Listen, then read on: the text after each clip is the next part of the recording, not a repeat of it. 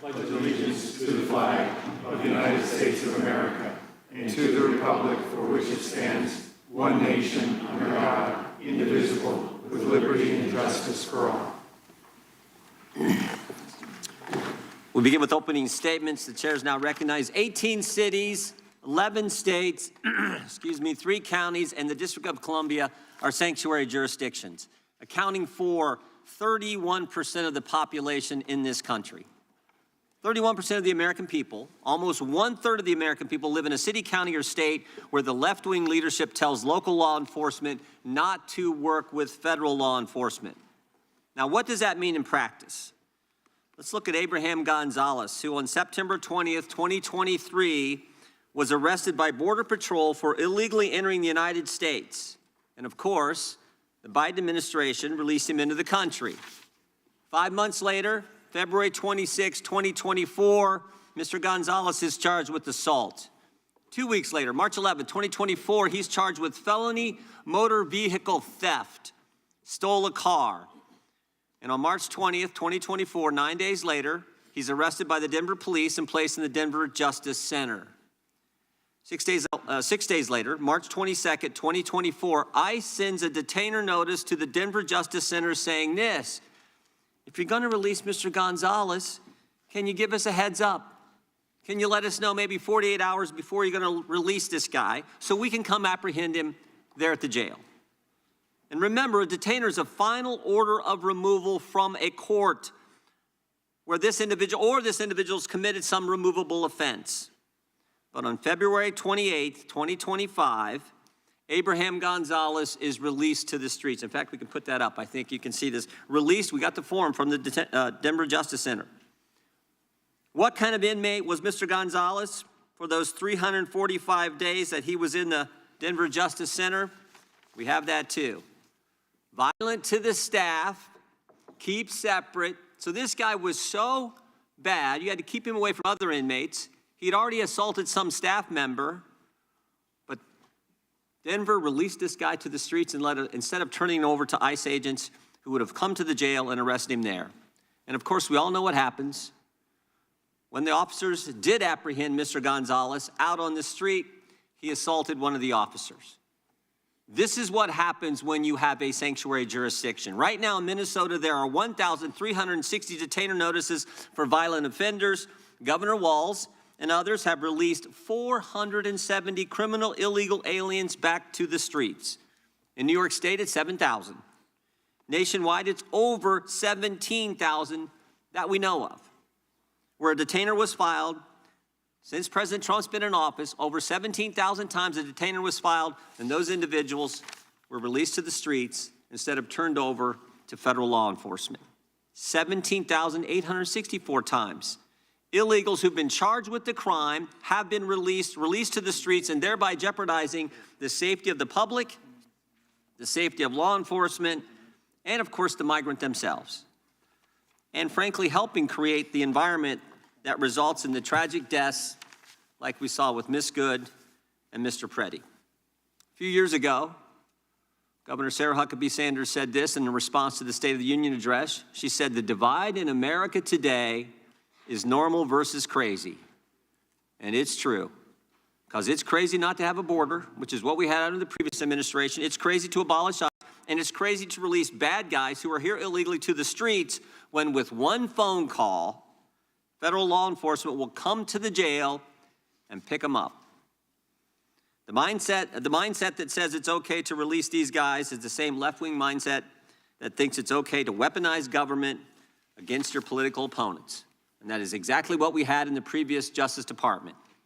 The Biden-Harris Department of Justice called parents domestic terrorists. The Biden-Harris Justice Department used FBI SWAT teams to arrest pro-life advocates. The Biden-Harris DOJ targeted traditional Catholics. The Biden-Harris DOJ pressured social media companies to censor Americans, and the Biden-Harris Justice Department launched not one, but 2 investigations into President Trump, spending over $35 million to try to bring down their political opponent. To further this effort, they sought the phone records of over a dozen Republican members of Congress. Even the Democrats said this was wrong. They got bank records for scores of White House officials. They even paid at least one confidential human source $20,000 for information on President Trump. And of course, while doing all this, they couldn't tell us who planted the pipe bombs, who leaked the Dobbs opinion, and who put cocaine in the White House. But thank goodness the American people saw through it all. Americans were tired of being targeted for their beliefs, tired of the lawfare, tired of the rampant crime throughout this country, and that's why they overwhelmingly elected President Trump. And what a difference a year makes. What a difference a year makes. Under Attorney General Bondi, the DOJ has returned to its core missions, upholding the rule of law, going after the bad guys, and keeping Americans safe. The Trump Justice Department has restored the rule of law. Murders are down nationwide by 20%. In D.C., violent crime is down by 28%. The federal surge in D.C. resulted in 8,000 arrests, the seizure of 800 illegal guns, and the recovery of 16 missing kids.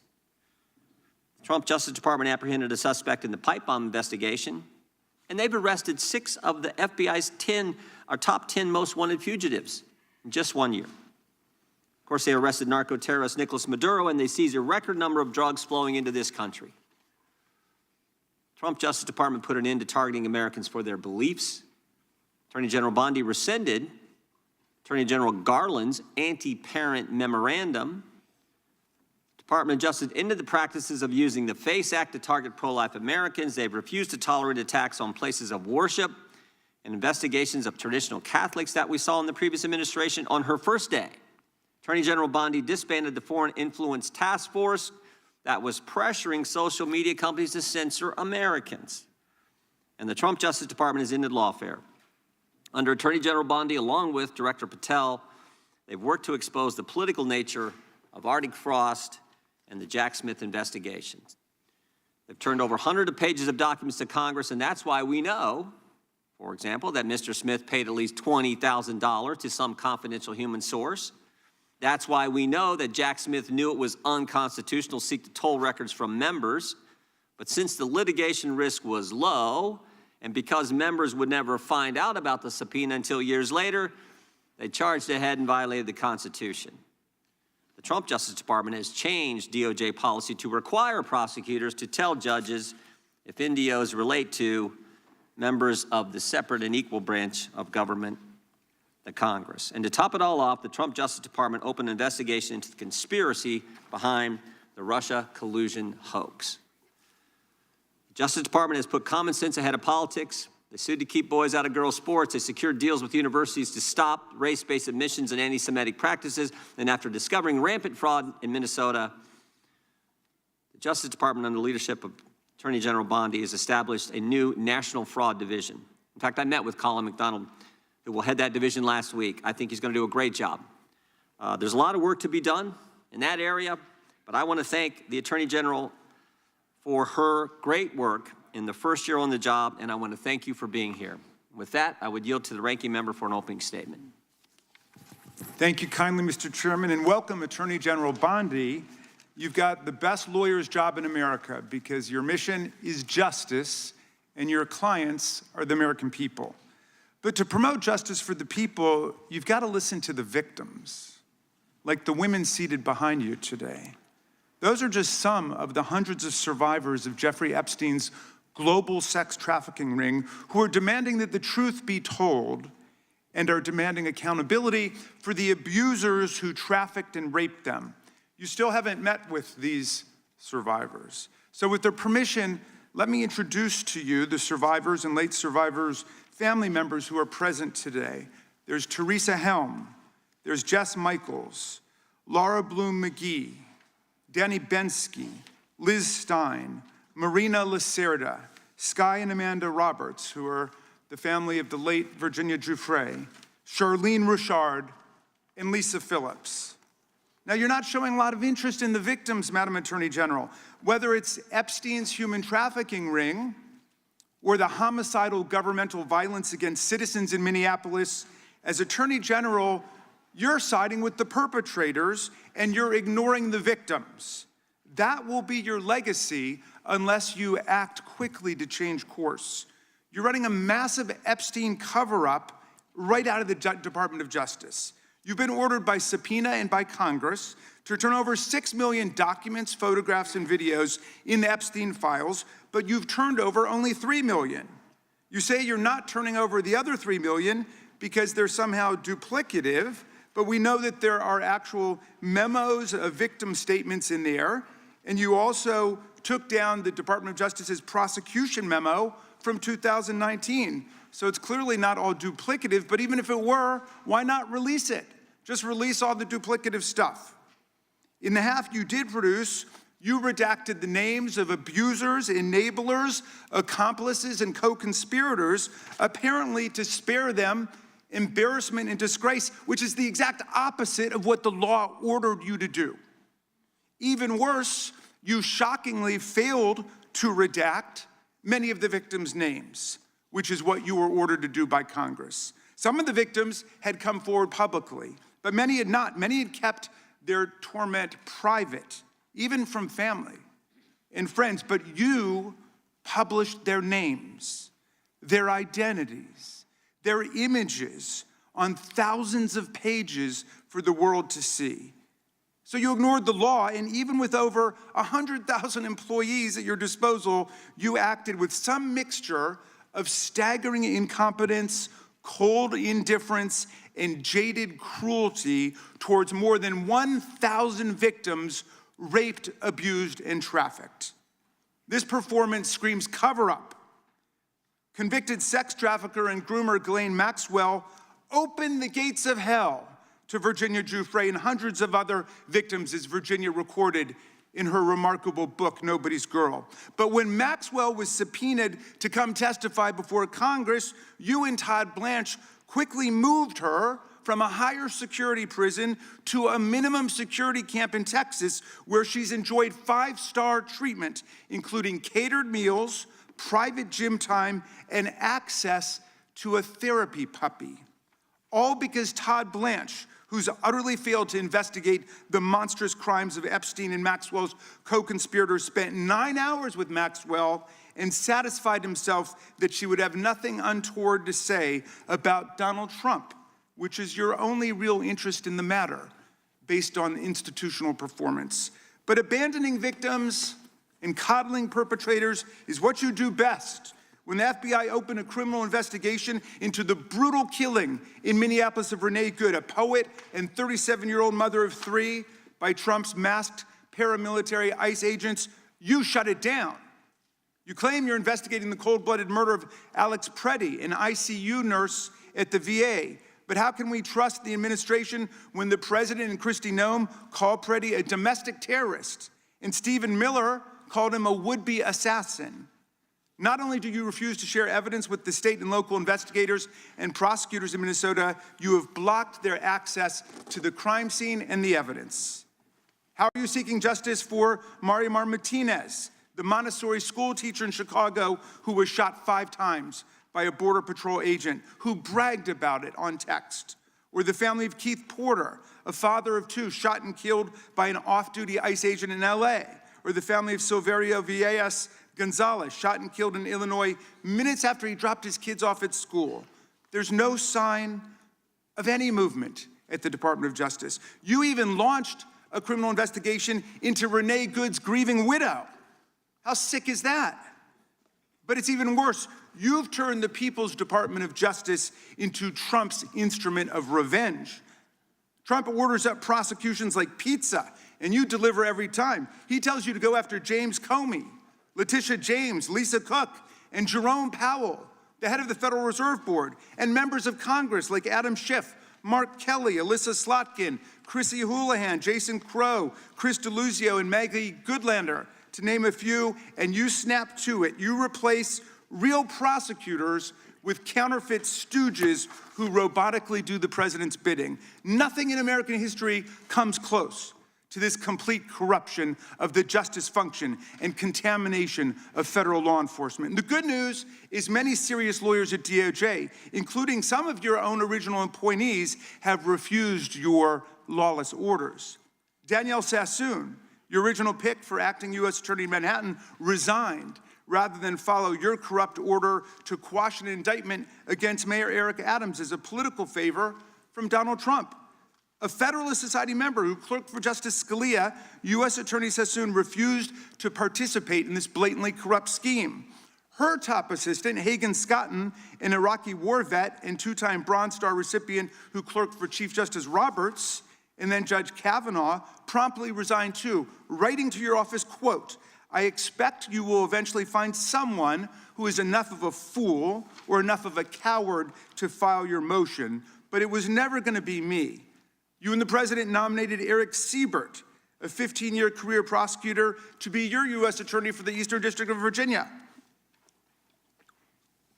But after 5 months of investigating Letitia James and James Comey, he found no evidence to justify criminal charges. So you forced him out. You replaced him with Lindsay Halligan, Trump's personal lawyer from the Mar-a-Lago documents case, who had zero prosecutorial experience and no qualifications. And then you were humiliated when a federal judge found that this corrupt appointment was blatantly unlawful and threw out Halligan's indictments entirely. And grand juries of American citizens have repeatedly rejected your vendettas and baseless indictments brought by the hacks left at DOJ now, with 2 different grand juries in Virginia voting down indictments against Letitia James in a single week. And just yesterday, another grand jury shut down your vendetta factory by rejecting indictments against the 6 members of Congress who had spoken out to remind all service members that they have a duty to refuse illegal orders. You tried to get a grand jury to indict 6 members of Congress who are veterans of our armed forces on charges of seditious conspiracy simply for exercising their First Amendment rights. I hope you will heed the wisdom and the constitutional patriotism of those grand jurors and not try it again by doubling down on that humiliation.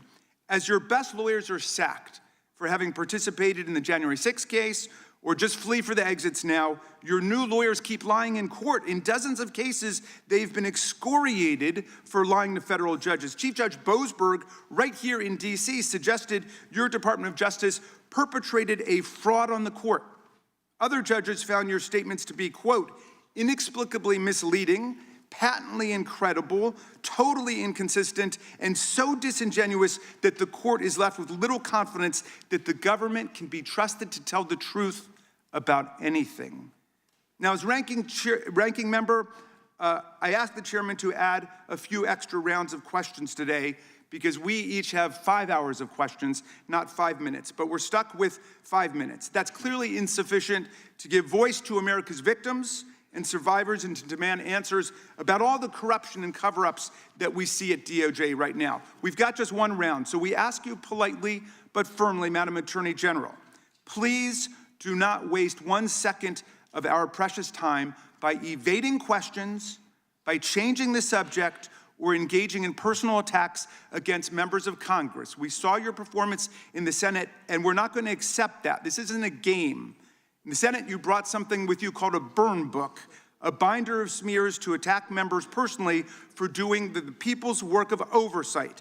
Please set the burn book aside and answer our questions. And when you hear us reclaim our time, that means it's time for you to stop speaking. We only have 5 minutes, so when we reclaim our time, that means you stop. And if you don't, we will ask the chair to stop the clock and let you go on his time. The quality of justice in America depends on the character of our government. Please do your job and bring the Department of Justice back from the brink. The survivors seated behind you and the American people watching everywhere deserve a Department of Justice worthy of its name. I yield back, Mr. Chairman. Without objection, all of the opening statements will be included in the record. We will now introduce today's witness. The Honorable Pamela J. Bondi has served as the Attorney General of the United States since February 5th, 2025. She previously served in the Office of the White House Counsel, 2 terms as the Florida Attorney General, and spent more than 18 years as a prosecutor. We welcome our witness and thank her for appearing today. We will begin by swearing you in. Would you please rise and raise your right hand? Do you swear or affirm under penalty of perjury that the testimony you're about to give is true and correct to the best of your knowledge, information, and belief, so help you God? I do. Let the record show that the witness has answered in the affirmative. Thank you. You can be seated. And please know that your written testimony will be entered into the record in its entirety. Accordingly, we ask that you summarize your testimony. Madam Attorney General, you may begin. Thank you. Thank you, Chairman Jordan, Ranking Member Raskin, and distinguished members of this committee. Thank you for hosting me here today. I'm grateful for the opportunity to answer your questions, highlight the work of our department, and discuss the most important topic of all, keeping the American people safe. A little over a year ago, I was sworn into office as the 87th Attorney General of the United States. I came into office with the goal of refocusing the Department of Justice on its core mission after years of bloated bureaucracy and political weaponization. The Department of Justice's core mission is to fight violent crime, protect the American people, and defend the rule of law above all else. While our work is never done, we have made tremendous progress to make America safe again. In 2025, we saw the lowest murder rate in 125 years. That's nothing short of historic. If you compare 25 to 24, here's what you'll find. The murder rate is down 21%, robbery down 23%, carjacking down 43%, gun assault down 22%. Ag assault, burglary, could go on and on. Crime is declining. This did not happen by accident. The numbers tell an important yet straightforward story. President Trump has given us the resources, the support, and the leadership to protect the American people. President Trump's policies have saved lives. I cannot think of a policy outcome more important than protecting the lives of American citizens. Can you? This trend has been especially clear in Washington, D.C. and in Memphis. These are two iconic American cities that spent years in the grip of horrific violent crime. The Department of Justice surged law enforcement resources, and the results came quickly. Crime plummeted in both cities. And I want to make one point loud and clear. We achieved those results by working with Democratic mayors. Public safety does not have a party registration. When your constituents call 911, they don't ask for political views of the responding officer. They ask for help. I have federal agents in each and every one of your districts. They're here to help, and I am here to help. Many cities and states have worked with us and taken advantage of our federal support. Some have not. Meanwhile, a few elected officials have declared that they are, quote, at war with the federal government and encouraged widespread obstruction of law enforcement. This has resulted in avoidable clashes on the streets, as you've all seen. We've seen rioters storming a Christian church. Citizens and law enforcement officers have both been endangered by reckless rhetoric. We have made dozens of arrests in and around Minneapolis so far, and many of them could have been avoided by simple compliance with federal law. Of course, our efforts reach beyond our urban centers. We are striking crucial blows against terrorist organizations such as MS-13, TDA, the Sinaloa Cartel, and Antifa. And as we sit here, I think you've seen the news this morning. The news is reporting that cartel drones are being shot down by our military. That's what we all should care about right now, protecting America. As we seek to dismantle these drug trafficking networks that poison Americans, in 2025, our DEA agents seized more than 47 million fentanyl pills and more than 9,800 total kilos of fentanyl. That represents 369 million potentially deadly doses that can kill Americans. Meanwhile, our attorneys are fighting for President Trump's agenda in courtrooms across this country. This administration has been sued 627 times. We've fought through a nonstop flood of bad faith temporary restraining orders from liberal activist judges across this country. America has never seen this level of coordinated judicial opposition towards a presidential administration. It is not only an unlawful attack on the executive branch's authority, but a serious attack on the democratic process.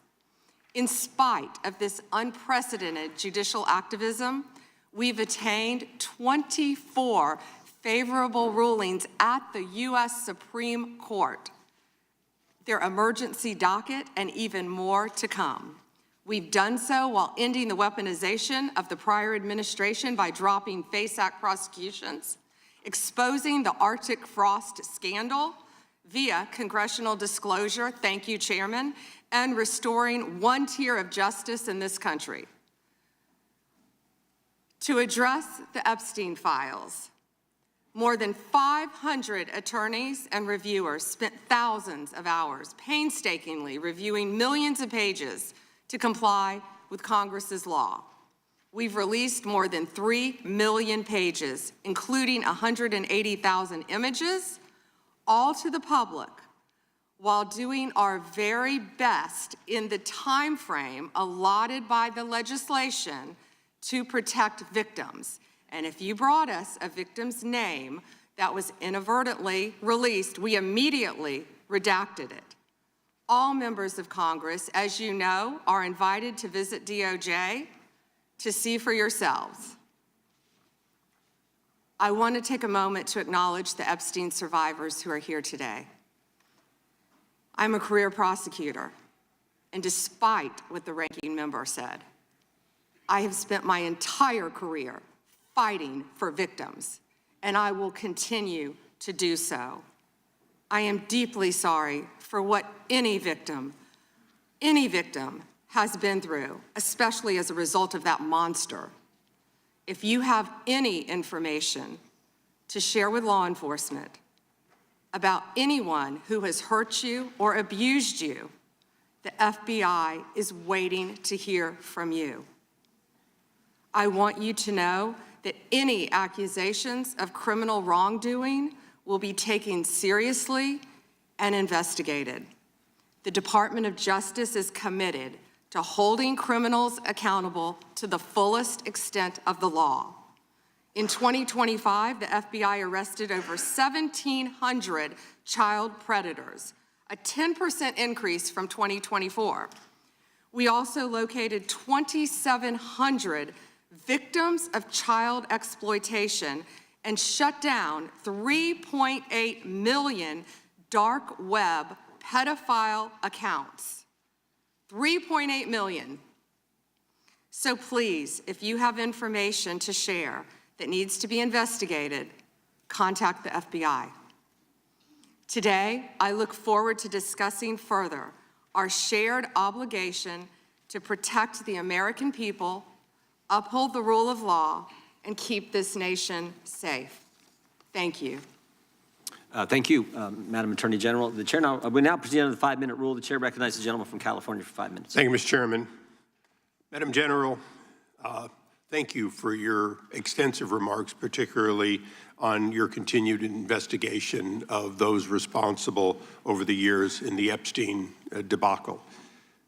Obviously, you have an amazingly full docket between civil rights, between criminal, between so-called white-collar crime, and doing so, as the chairman said, at a time in which both you and the president are under attack, and our ICE agents and FBI and others are under attack when they try to enforce the law. I personally want to apologize for those who would embolden, support, or even stand with those lawbreakers that sit on this and other daises here in Congress. My job generally is to talk about patents and trademarks as the chairman of that subcommittee. I'll forego that today because one of my other jobs is the creation and maintenance of Article III judges, and I work with the Chief Justice on that, and we're trying to expand the court. But currently, there are only 677 district court judges. They have very full dockets as well. But you create a tremendous amount of judges, particularly immigration judges. You do so in order to save the court that, but adjudicate, as is requirement, each of those people who claim a right to be here in the United States. And that has been going on under Republican and Democratic administrations for years. What's unique about the Trump administration this time is that you and President Trump have managed to reduce the backlog of people seeking that for the first time in decades. You are getting ahead of that tremendous backlog that caused, for better or worse, the release of millions of people with little pieces of paper saying, come back later when we call you, and often to no avail when you call. So I want to congratulate you on that, because it's an accomplishment you might not take credit for, and the other side would never give you credit for. But I hope you can continue to do that and do more. And I say so for a reason, because much of this hearing will be about Minneapolis and other places in which the backlog of criminal aliens, including in my home state of California, people who have hurt other people, people who have victimized their communities, is extensive. And although the overall number through adjudication may be going on, because of places like my home state, California, you're unable to apprehend people that my sheriffs want apprehended. They desperately want to cooperate, and they're prohibited by law. It is this committee's opinion on this side of the aisle that, in fact, you should be given the ability to demand that participation, and that the release of a known criminal not be considered to be acceptable just because a state or a city has declared itself a sanctuary. I want you to opine on just one thing that I think has been misunderstood. As I said earlier, you create and maintain those judges that adjudicate these cases. You also support so many that, in fact, have to make decisions as judges. Knowing that this limitation of so few Article III judges are there, please educate those who seem to miss the point that Article I judges, including bankruptcy judges, including immigration judges, including lots of people with the title appropriately judge, do in fact issue documents that look like, act like, and are normally accepted as warrants, as subpoenas, as demands for state officials to stand aside and allow the production of either an individual or documents. Because I think people are missing the point that these ICE retainers and detainers and so on, they act like they're nothing, when in fact, in the ordinary course, Madam General, you do in fact have Article I judges constantly putting those out, and they are respected normally.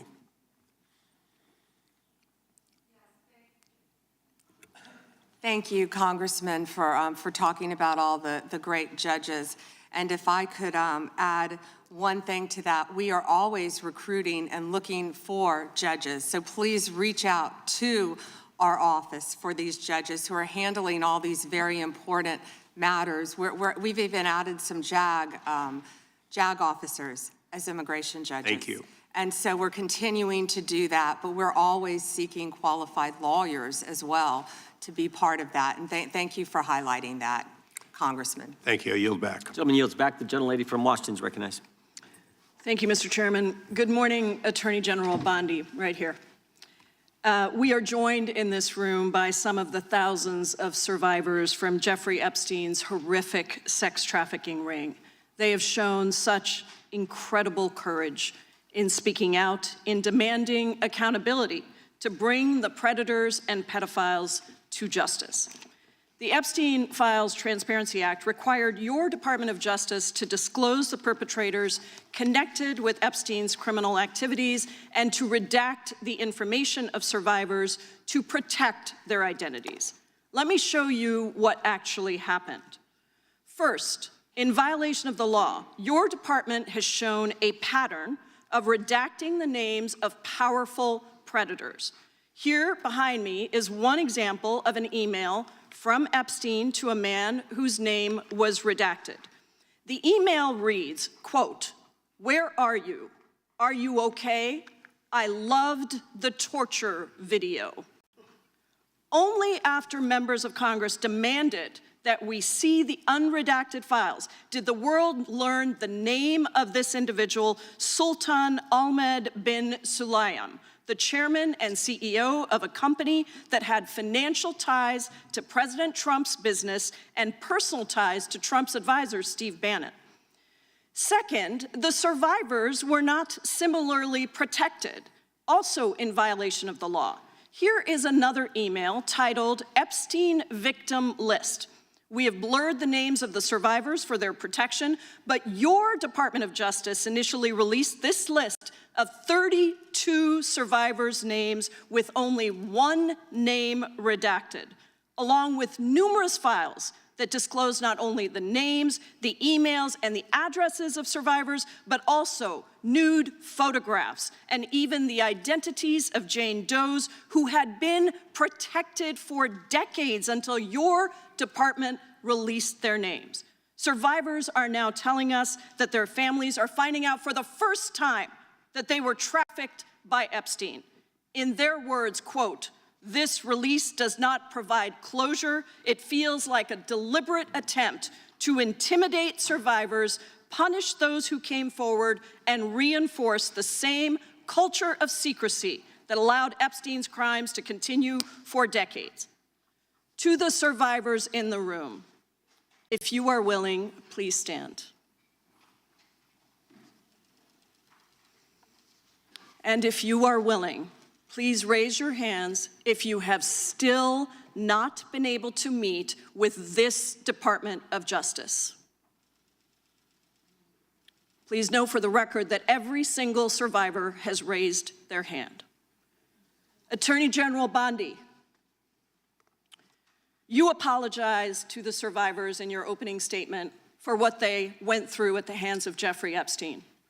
Will you turn to them now and apologize for what your Department of Justice has put them through with the absolutely unacceptable release of the Epstein files and their information?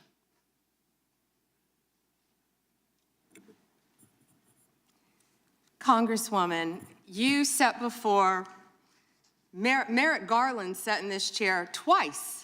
Attorney General Bondi, No, can I finish my answer? No, I'm going to reclaim my time because I asked you a specific question that I would like you to answer, which is, will you turn to the survivors? This is not about anybody that came before you. It is about you taking responsibility for your Department of Justice and the harm that it has done to the survivors who are standing right behind you and are waiting for you to turn to them and apologize for what your Department of Justice has done. Members get to ask the questions, the witness gets to answer in the way they want to answer. The Attorney General can That's respond. not accurate, Mr. Chairman. Because she doesn't like the answer. Time. So, Mr. Chairman, why I have asked didn't she ask Merrick Garland this?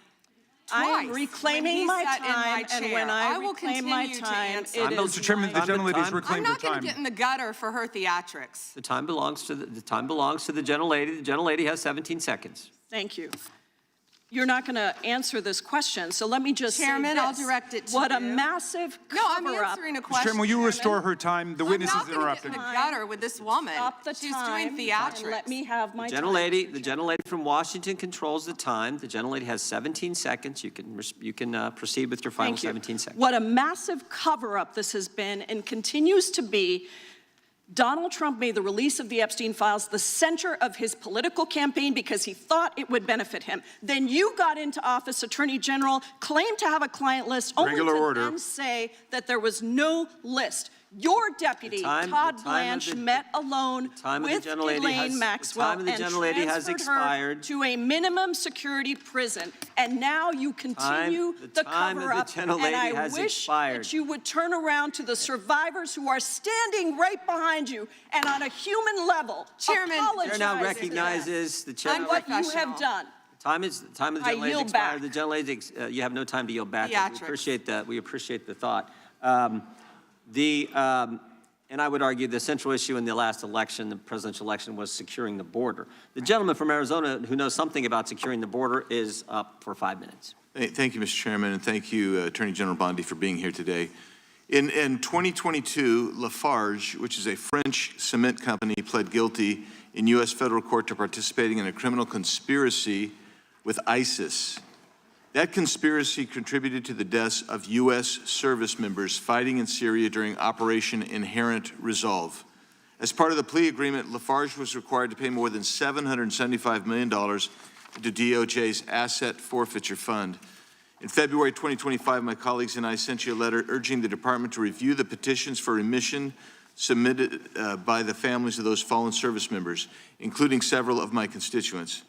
The previous administration ignored these victims and our requests and left their petitions unresolved. My question for you on this particular issue is if you're willing to work to ensure those families that their petitions will be reviewed and brought to a resolution. Congressman, we are aware of that, and we're committed to doing everything we can to support the victims and work with you. Thank you for that question. Yeah, appreciate your answer. And now let's go to something that is also pressing that I've been working on for years, and this is the FISA Section 702 and Arctic frost. In January 2025, you testified before the U.S. Senate and agreed with Senator Lee that, quote, anytime an American citizen's private communications are intercepted or stored, whether through incidental collection or otherwise, those communications should not be searched without some showing of probable cause, close quote. You still hold that view today, I assume? Yes. And during the most recent FISA reauthorization, I offered an amendment to establish a clear warrant requirement for searches of Americans' data while preserving every publicly cited operational exception, including emergencies, defensive queries, cybersecurity threats. And my intent was to ensure the Department of Justice could continue to keep Americans safe while also ending warrantless searches of U.S. persons' data. Are there any additional circumstances or exceptions that you believe must be included to ensure DOJ can continue to operate effectively while still protecting American citizens' data and privacy? Yeah, Congressman, we are committed to working with Congress to uncover weaponization and other misconduct by Jack Smith, by others, Arctic frost, everything that happened under the past administration. And we are committed to working with you on that. And we are working with Chairman Jordan, with the House Intel, with all of our, my fellow cabinet members on resolving that issue. Well, thank you. And I'm glad you brought up Arctic frost because Section 702 was used in the Arctic frost investigation. It was. And information derived was used by Special Counsel Jack Smith. And my question has always been, and no one's been able to answer this, is what was the legal predicate for using a foreign intelligence authority in the Arctic frost investigation? Have you been able to ascertain any legal predicate? Congressman, what I can tell you today is that has been referred to my office. I can't discuss anything regarding that because it is very active and ongoing. And you probably can't answer this one either, but I really want to know if Section 702 queries related to that matter involved members of Congress, which we know at some level it did, congressional staff, which we know at some level did. We've heard that journalists or other U.S. persons not suspecting of acting as foreign agents were also caught up in that. Can you answer that question and say whether queries did cover all those groups I just identified?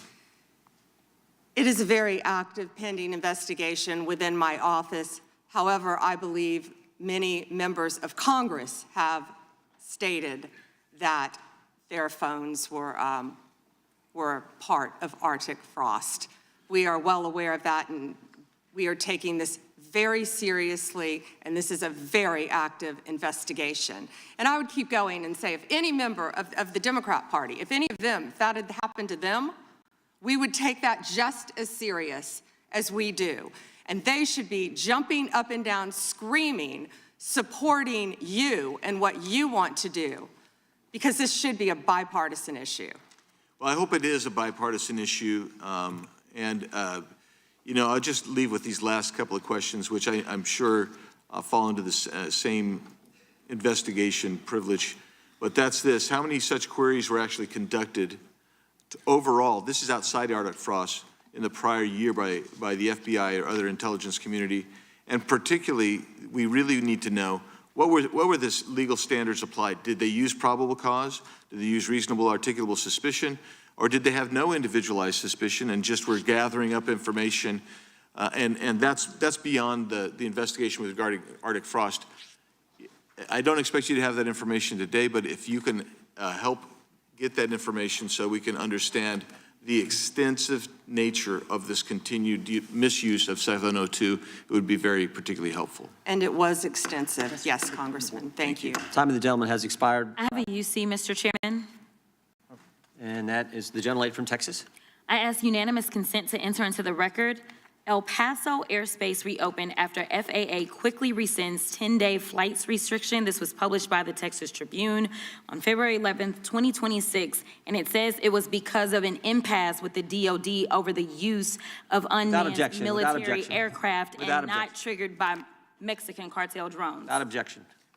Point of order, Mr. Chairman. I didn't hear back about the second round of questions. I assume that's not happening. I just want to be able to assure the members, certainly on my side, if not both sides. That's not a point of order. No, that every member you had. will get 5 minutes with the witness. Will there be 5 minutes for each? Yeah, you get 5 minutes, yeah. With the witness. Okay, Yeah. very good. Yeah, okay. And are you up next? Gentleman from New York is recognized. Mr. Chairman, I want to begin by acknowledging the survivors of Jeffrey Epstein's horrific abuse who are in the room with us today. I want to thank all of you for your bravery in speaking out. I want to say that you and the other survivors of these heinous crimes deserve better from this Department of Justice. In particular, it is shocking that the department did not redact the names of Epstein's victims, but it did redact the names of their abusers. I don't know whether this was done out of incompetence or whether it was deliberate and malicious. But either way, it is completely unacceptable. Even more troubling, the DOJ has failed to bring any of these perpetrators to justice. Instead, it has engaged in a relentless pursuit of Donald Trump's perceived enemies. I want to focus on just one example. The Attorney General of my home state of New York, Tish James. This DOJ has been hell-bent on securing an indictment against Ms. James for something, anything, simply because she held Donald Trump's companies accountable for years of financial fraud. And indeed, the department manufactured an investigation against her for alleged, quote, mortgage fraud. But the U.S. attorney leading the investigation, Eric Siebert, a Trump appointee, refused to bring charges against Ms. James because there was simply no evidence. Unfortunately, a prosecutor who refuses to do Trump's bidding has no place in this DOJ, so Mr. Siebert was forced out. Trump could not contain his fury that he expressed to you in a social media post addressed to you by name. I'm sure you've seen it. Quote, I fired him and there is a great case, he wrote to you about Mr. Siebert. Then we moved down. We can't delay any longer. It's killing our reputation and credibility. They impeached me twice and indicted me 5 times over nothing. Justice must be served now. And obviously, you followed that order. Lindsay Halligan, Trump's former defense lawyer who had never prosecuted a case in her life, was installed to replace Mr. Siebert, and it was clear that part of her mandate was to go after Ms. James. Halligan immediately sought an indictment, which a court dismissed because Halligan was illegally put into the role. But your department was undeterred, and not once, but twice, it tried to indict Attorney General James in separate courts. Both grand juries rejected you and refused to indict her. It is practically unheard of for a grand jury to refuse an indictment. In 2016, it happened in just 6 cases out of over 150,000 offenses. And you had it happen twice in the same week, in 2 different courts. That must have been humiliating. And now there are reports that you are continuing to investigate her. The amount of resources that have gone into targeting Attorney General James, months of investigations, multiple failed indictments, is astounding. Since your own prosecutors told you that there is not enough evidence to support a conviction, it's clear that you were going after her simply because she held President Trump accountable and he wants to punish her. And she is just one name on a long list of Trump political enemies that DOJ is reportedly targeting. From Jerome Powell and Lisa Cook at the Federal Reserve to James Comey, numerous Democratic members of Congress, John Brennan, Jack Smith, Democratic officials in Minnesota, Chris Krebs, Miles Taylors, and more. And those are just the ones we know about. In contrast to these politically motivated investigations, grasping at something they can charge their enemies with, we now have concrete evidence of disgusting criminality revealed in the Epstein files. So I really have just one question for you. How many of Epstein's co-conspirators have you indicted? How many perpetrators are you even investigating?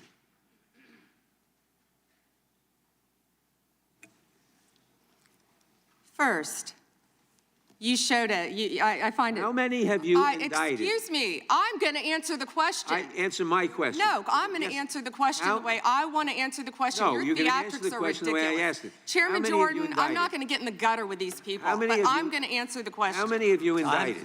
Again, the time belongs to Reclaiming my time. the time belongs. I think it's very interesting. Reclaiming my time. I think it's very interesting And you can that reclaim he your talks time, about they Reclaiming my time, indicted. Mr. The Chairman. president said they indicted him twice. Mr. Chairman, please They stop the sure clock did. and stop the he clock and indicted- restore his time. Okay, here we go with these Committee will be in order. theatrics. The time belongs to the gentleman from New York. We will give you a few more seconds. We will do that. But when you ask a question, the witness gets to answer. You may not like the answer, but she gets to The answer. question was, how many of Epstein's... They don't like the answer, Chairman, Reclaiming my time. because it's honest. Reclaiming So my- he asked a Reclaiming my 4-minute question. Restore 45 and seconds, I am Mr. Nadler, going please, to Mr. Chairman. answer. You can let her filibuster all day long, but not on our watch. Reclaiming- Not on our time. No way. And I told you about that, Attorney General, before you started. You don't tell me Yeah, I anything, did tell you because we washed saw up what you did in the loser Senate. Lawyer, not even a lawyer. Committee will be in order. Time, and I should get back at least 45 seconds. We will give you a few more seconds. I Not a said that few more, already. 45 seconds. Okay, I'm timing right now, Mr. Nadler. Go All ahead. right. Reclaiming my time. The answer to my question, how many of Epstein's co-conspirators has she indicted, is 0. You have been the Attorney General for a whole year, and your DOJ fired the lead prosecutor of this case, sat on evidence this entire time, and claimed falsely last July that there were no more leads. It took an act of Congress for you to finally release part of the Epstein files, and when you did, you included personal information about the victims while protecting the names of abusers. Time of the gentleman None of has the perpetrators have expired. been brought to justice, but enormous resources Time have of been the dedicated gentleman to has pursuing Trump's expired, enemies. and It's obviously clear there that was- under your leadership, the Department of Justice There no was longer no works for question American in there people. It works for her to for Donald respond to. Trump. I yield back. The gentleman yields back. May I answer? I think our next questioner, Madam Attorney General, is going to give you time to respond to Thank you, Chairman. all kinds of things. So we will turn to the gentleman from Texas for 5 minutes. Ms. Bondi, you go right ahead. I'm over here. The time is yours. Thank you. First, he brought up the president saying they indicted me twice. They sure did. They tried to impeach him twice, and you, Mr. Nadler, were one of the leads on the impeachment. I was on the other side. I lived that with you. During impeachment, you said the president conspired, sought foreign interference in the 2016 election. Robert Mueller found no evidence, none, of foreign interference in 2016. Have you apologized to President Trump? Have you apologized to President Trump, all of you who participated in those impeachment hearings against Donald Trump? You all should be apologizing. You sit here and you attack the president, and I am not going to have it. I'm not going to put up with it. You know, all they want to do, the American people need to know this. They are talking about Epstein today.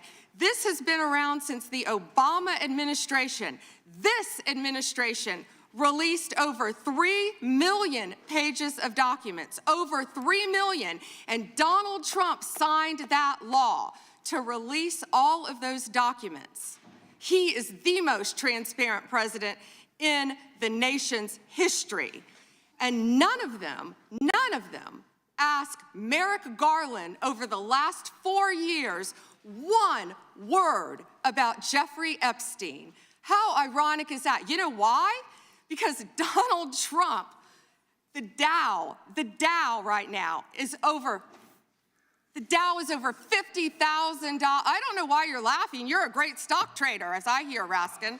The Dow is over 50,000 right now. The S&P at almost 7,000. And the NASDAQ smashing records. Americans' 401ks and retirement savings are booming. That's what we should be talking about. We should be talking about making Americans safe. We should be talking about, what does a Dow have to do with anything? That's what they just asked. Are you kidding? Mr. Jordan, Mr. Jordan, Committee will be in order.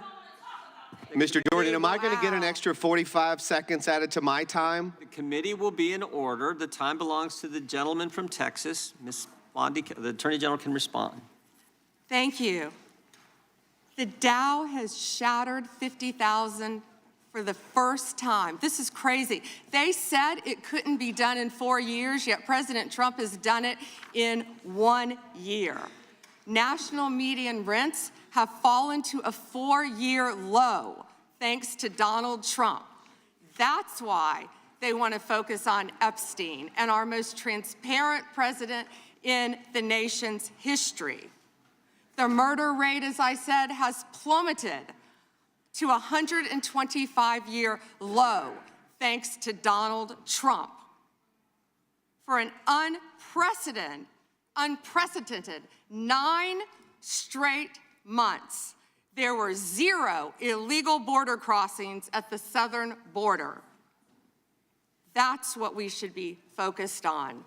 All the great work that this president has done and will continue to do to keep America safe and to make Americans safe.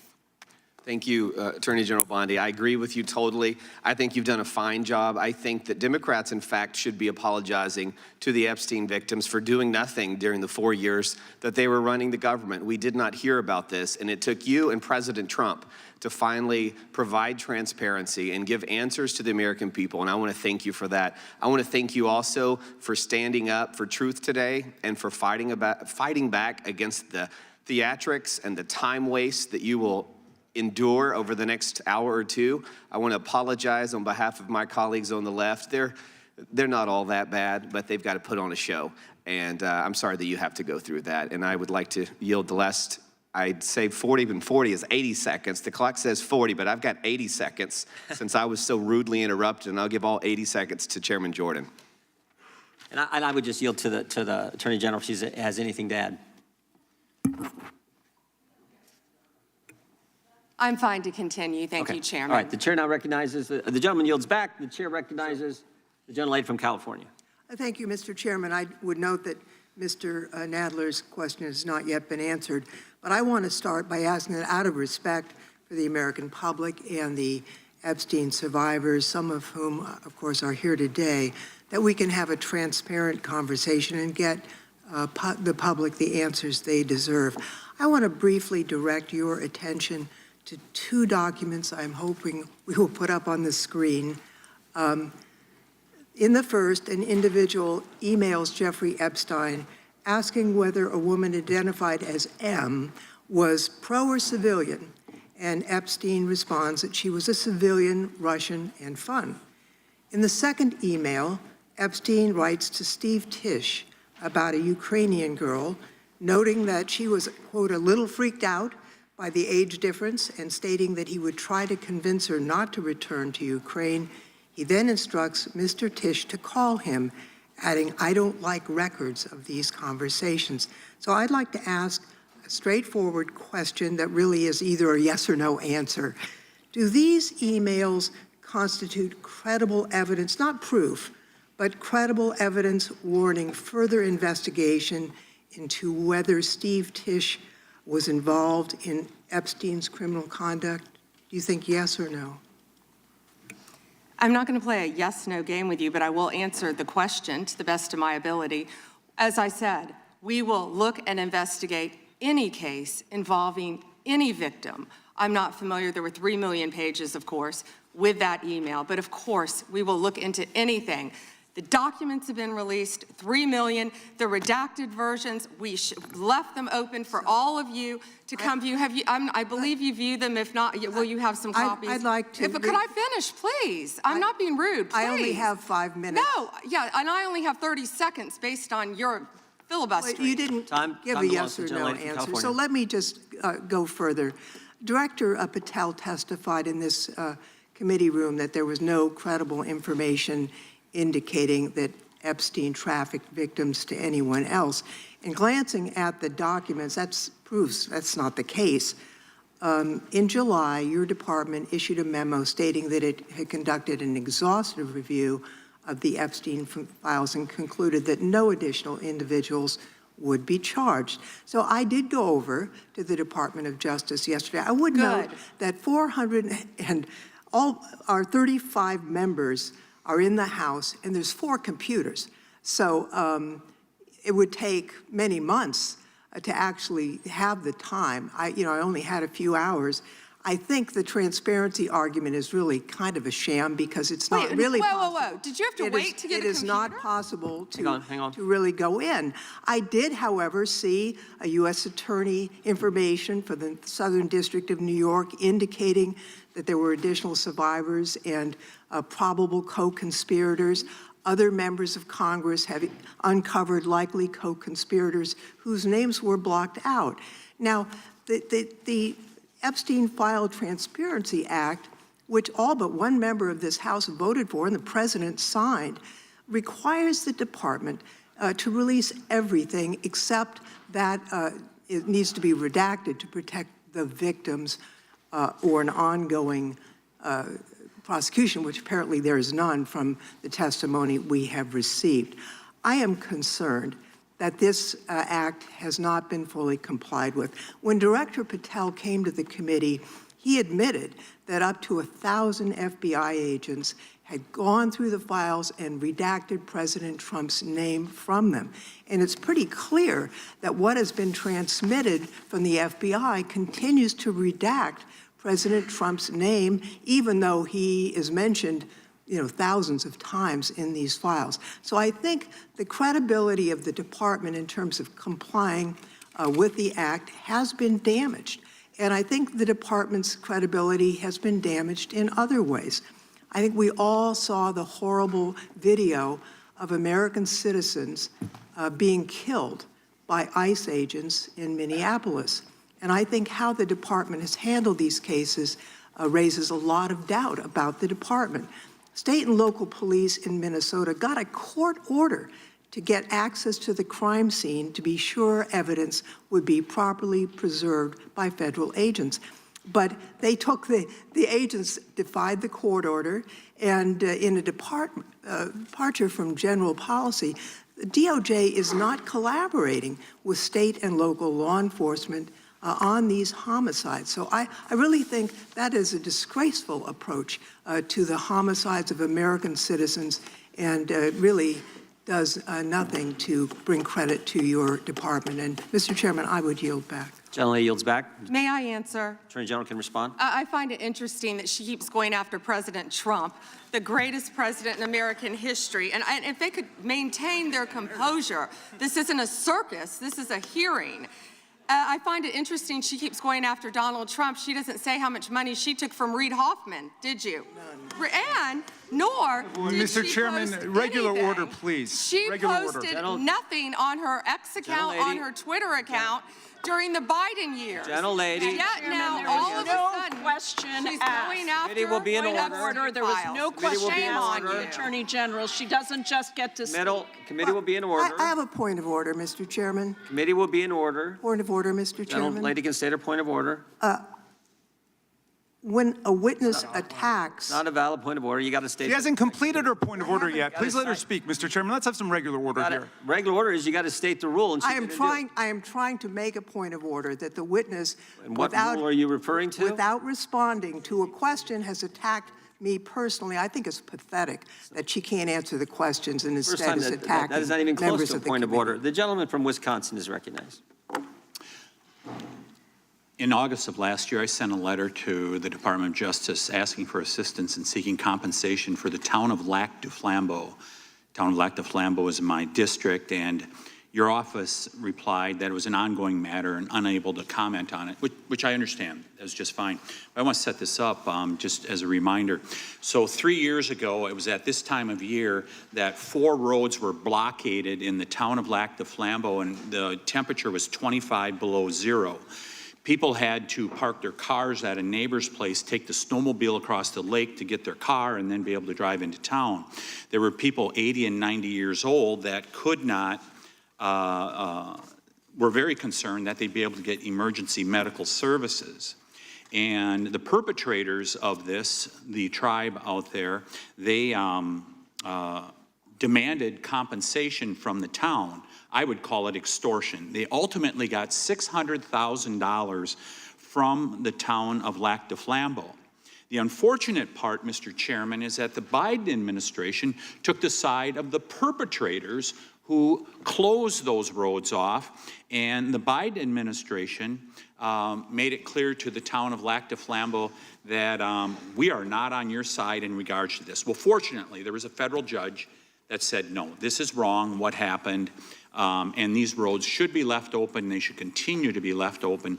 My question to you is, are you willing to work with my office and with the town of Lac du Flambeau to further investigate this matter and seek compensation from the tribal government after their extortion of $600,000 from this little town in northern Wisconsin?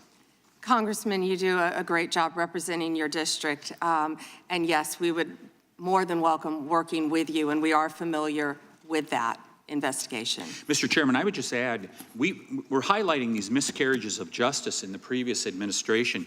This is just another one of those small examples, no different than the Catholic Diocese in Richmond and many others that you have retold so many times. But here's another instance of what they did to a small town and nearly bankrupted them as a result of it. Fortunately, there was a federal judge that saw through it and has fixed it. I want to move on to fraud enforcement. You have established a National Fraud Enforcement Division, is that correct, Madam Attorney General? Yes, Congressman. Has this new division begun any investigations and getting after those individuals that have committed the rampant fraud we've seen, like in Minnesota? Well, it's not only rampant in Minnesota, it's rampant throughout this country.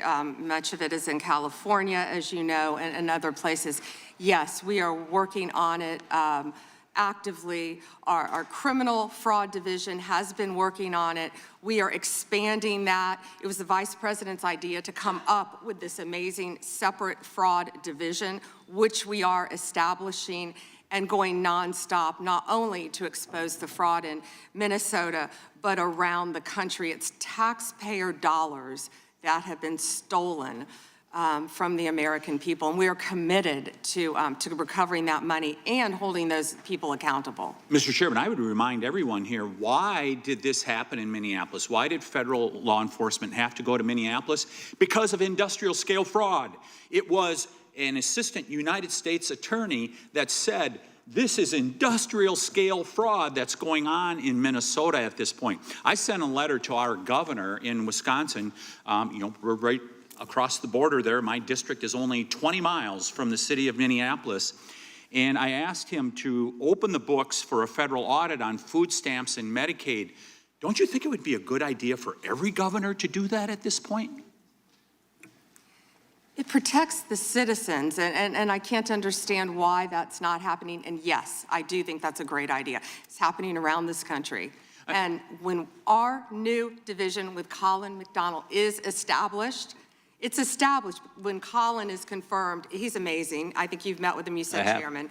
When that is established, we're going to work on both sides of the aisle. That's what we want to do, to stop fraud in every city, in every state in this country. We will continue to fight for the American people. So you would encourage every governor across the United States, after what we have seen in Minnesota, what we almost certainly know is happening in other states, you mentioned California, you would agree that every governor should avail themselves of federal resources to make sure that this industrial scale fraud is rooted out to protect the taxpayers of the United States. Is that correct? Absolutely. Mr. Chairman, I yield back. Gentleman yields back. The gentleman from Tennessee is recognized. Thank you, Mr. Chair. First, I'd like to thank you for holding this hearing and holding it in a proper fashion as you have. Secondly, I'd like to thank all of the victims of the Epstein case who've come here to attend this hearing, for doing it and for being brave and trying to move this justice forward. I apologize, I can't do it, but the Attorney General not recognizing you, that's embarrassing. I am from Memphis, General Bondi. And Memphis does have the task force there. The Memphis Safe Task Force has been operating in Memphis for several months. And we do have a Democratic mayor, Paul Young, and he's not against the task force, but he is against ICE being in Memphis, and he's not in favor of the National Guard being in Memphis. And I concur with him on those positions. I think the DEA being there, the alcohol, tobacco, and firearms, the FBI, who have been in Memphis in other ways, having more people there is good for Memphis. Crime has gone down in Memphis, but it went down 25% before the task force got there under the direction of Mayor Young and Director Davis, Chief Davis. It's gone down about 15% more since then, and that's good. But I would like to comment that Mexico City's homicide rate has gone down 40% during the same time when Memphis has only gone down 25%. And that's not necessarily because of the task force, although the mayor says he thinks it's helped. So I thank you for that. You would agree, I presume, that violent crime in communities across our country is critically important, and that's why the task force is there. Is that not true? Yes, and if I can just add to that, I think the surge, the FBI, our FBI under the leadership of Director Patel, came in and did a surge in Memphis. Earlier. Prior to the task force. And thank you for saying that about Mayor Young. He's been great to work with, and thank you. He's a good guy. He's a very good guy. One problem I've got with where we are in priorities here.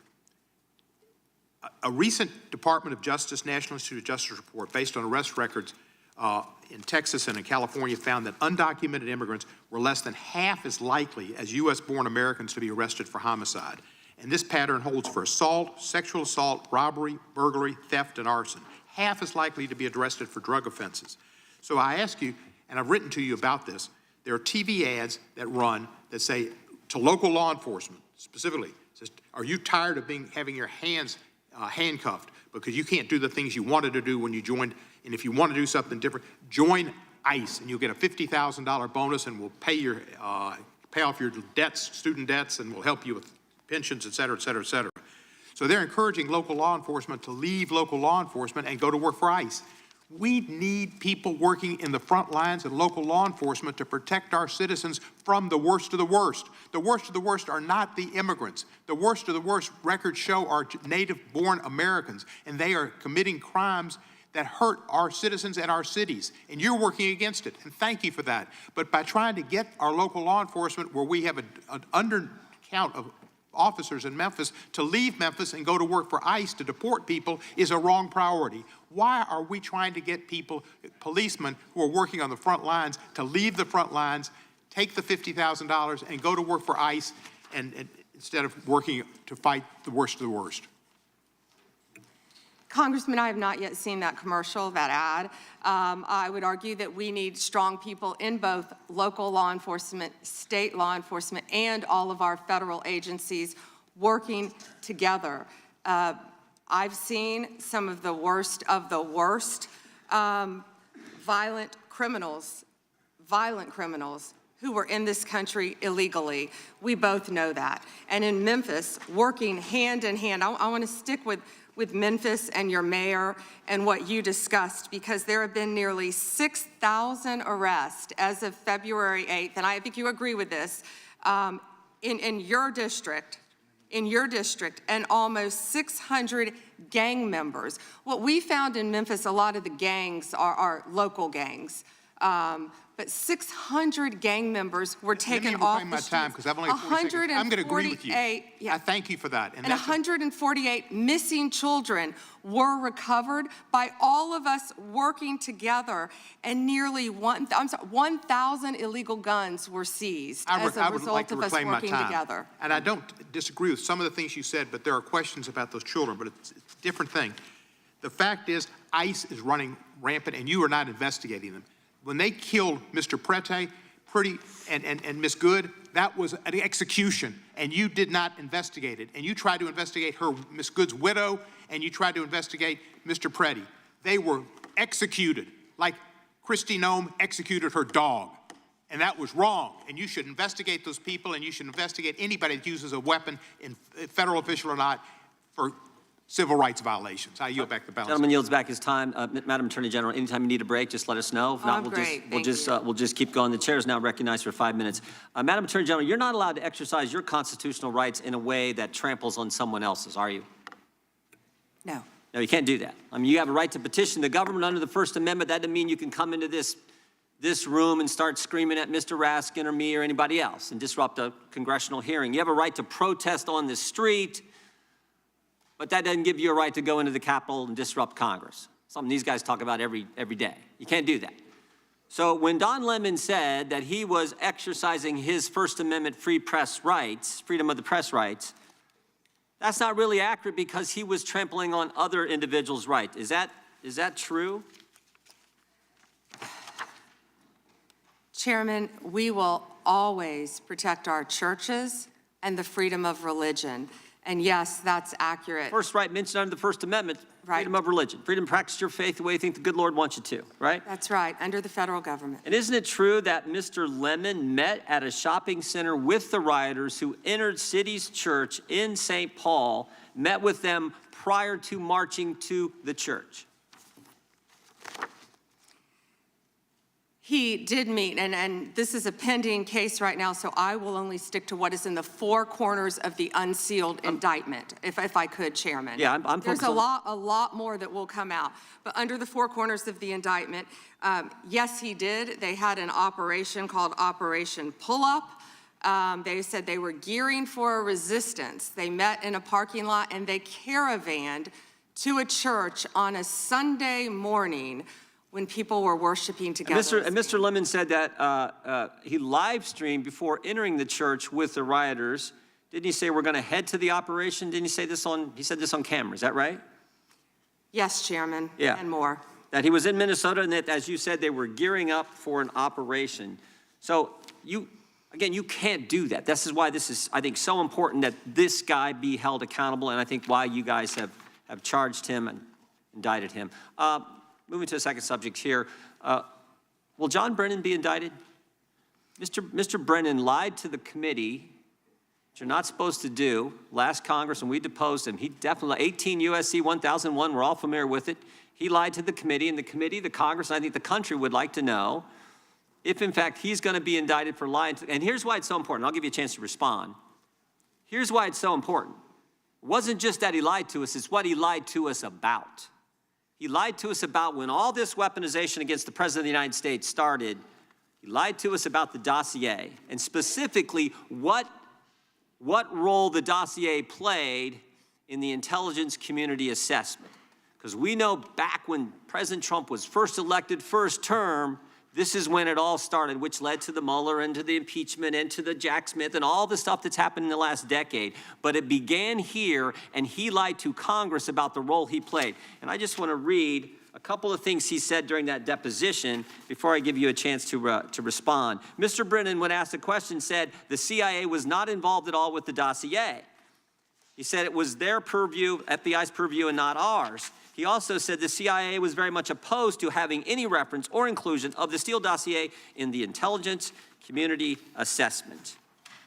Well, that's interesting because declassified information that was declassified this past summer by the CIA says something entirely different. It says, Brennan, I want to put this one up if we have it. It says, Brennan ultimately formalized his position in writing, stating that, quote, this is released by the CIA Director Ratcliffe, my bottom line is that what I believe that information warrants inclusion in the report.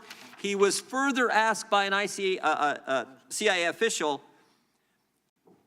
The same officer said when he approached the director and asked that the director refused to remove it after being explained this wasn't good. With the dossier's many flaws, he said, yes, but doesn't it ring true? So this is John Brennan using that document to change intelligence community assessment, which I think led to all the stuff we've seen over the last decade. And I think this committee in the country, Congress in the country, would like to know if Mr. Brennan is going to be indicted. What I can confirm is that we have received a referral from you, Chairman Jordan, to investigate John Brennan. His attorneys have made some public statements, but the department is still bound, of course, by our longstanding policy of not discussing matters. What I will say today, I can't confirm nor deny whether there is a pending investigation, but what I will say is no one is above the law. Mr. Chairman, Weaponization has ended. Yeah. point of order, Mr. Chairman. Gentleman from New York is recognized for a point of order. If we want to know whether Mr. Brennan will be indicted, you should just ask the president. Not a point of order, but I appreciate you trying to make it one. The gentleman from Georgia is recognized. Thank you, Mr. Chairman. General Bondi, it's been reported that there were at one point 1,000 personnel assigned to the task of identifying and scrubbing Donald Trump's name from the Epstein files. Were those reports accurate?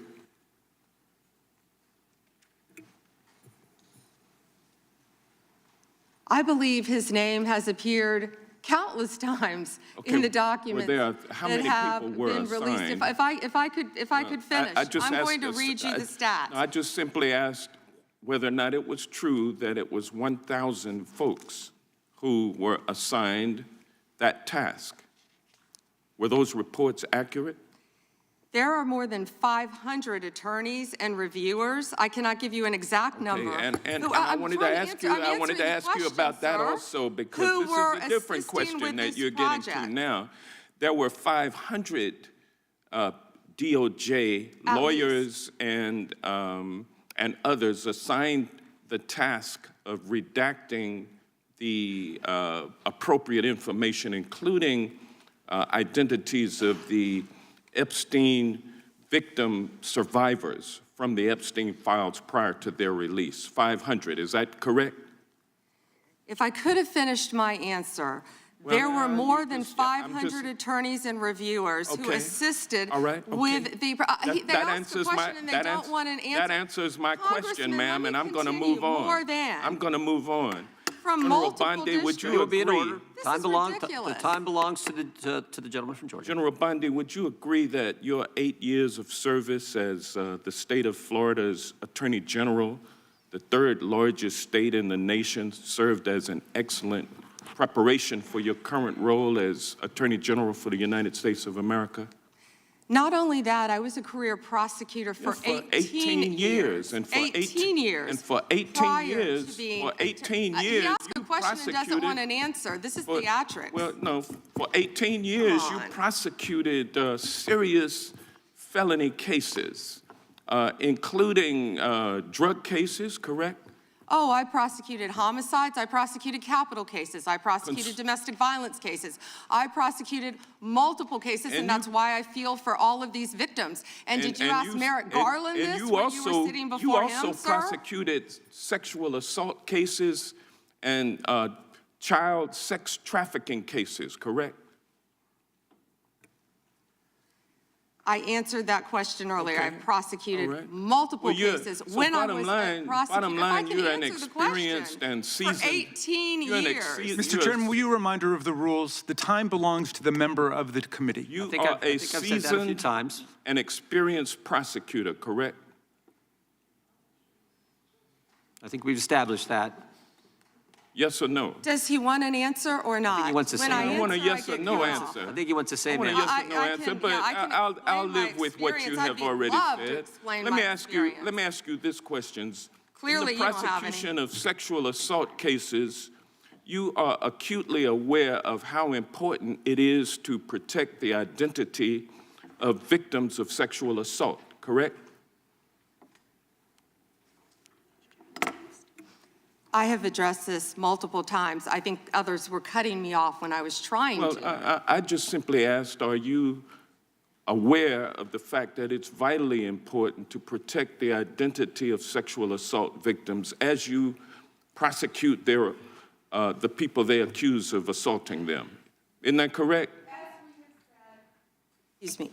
As we have said multiple times, protection of the identity of all victims of the victims are is protected. so very Who are important. protected under? Do you want me to answer or do you want to interrupt? Well, because you're not answering the question. You do a Jekyll and Hyde kind of routine around here, and I just want you to answer my questions.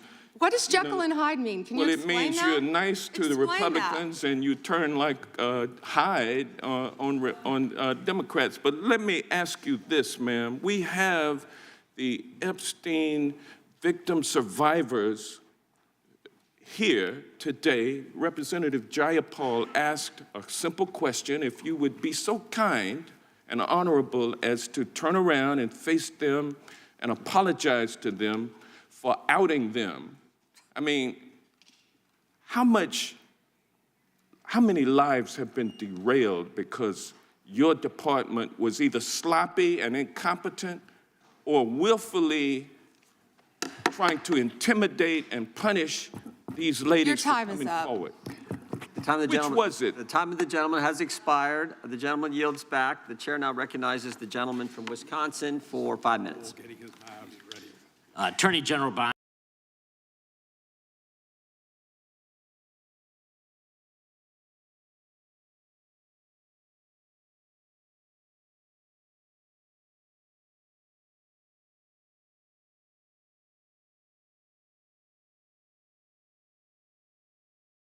Who just a few years ago were openly supporting strong immigration enforcement after witnessing criminal illegal aliens wreak havoc on the American communities. I have a short video I just wanted to play. Of immigrants. We're also a nation of laws. Undocumented workers broke our immigration laws, and I believe that they must be held accountable. They've committed a crime, deport them. No questions asked, they're gone. No great nation can be in a position where they can't control their borders. While we need to address the issue of immigration and the challenge we have of undocumented people in our country, we certainly don't want any more coming in. Every place in this country are rightly disturbed by the large numbers of illegal aliens entering our country. The jobs they hold might otherwise be held by citizens or legal immigrants. The public service they use impose burdens on our taxpayers.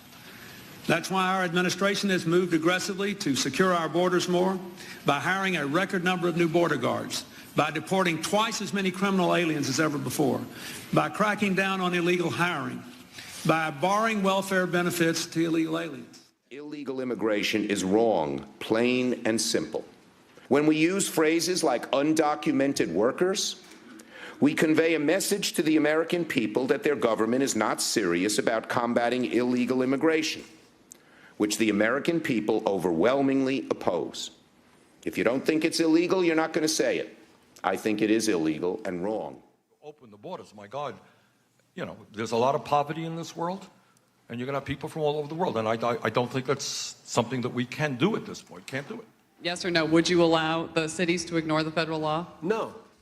We simply cannot allow people to pour into the United States undetected, undocumented, unchecked, and circumventing the line of people who are waiting patiently, diligently, and lawfully to become immigrants in this country.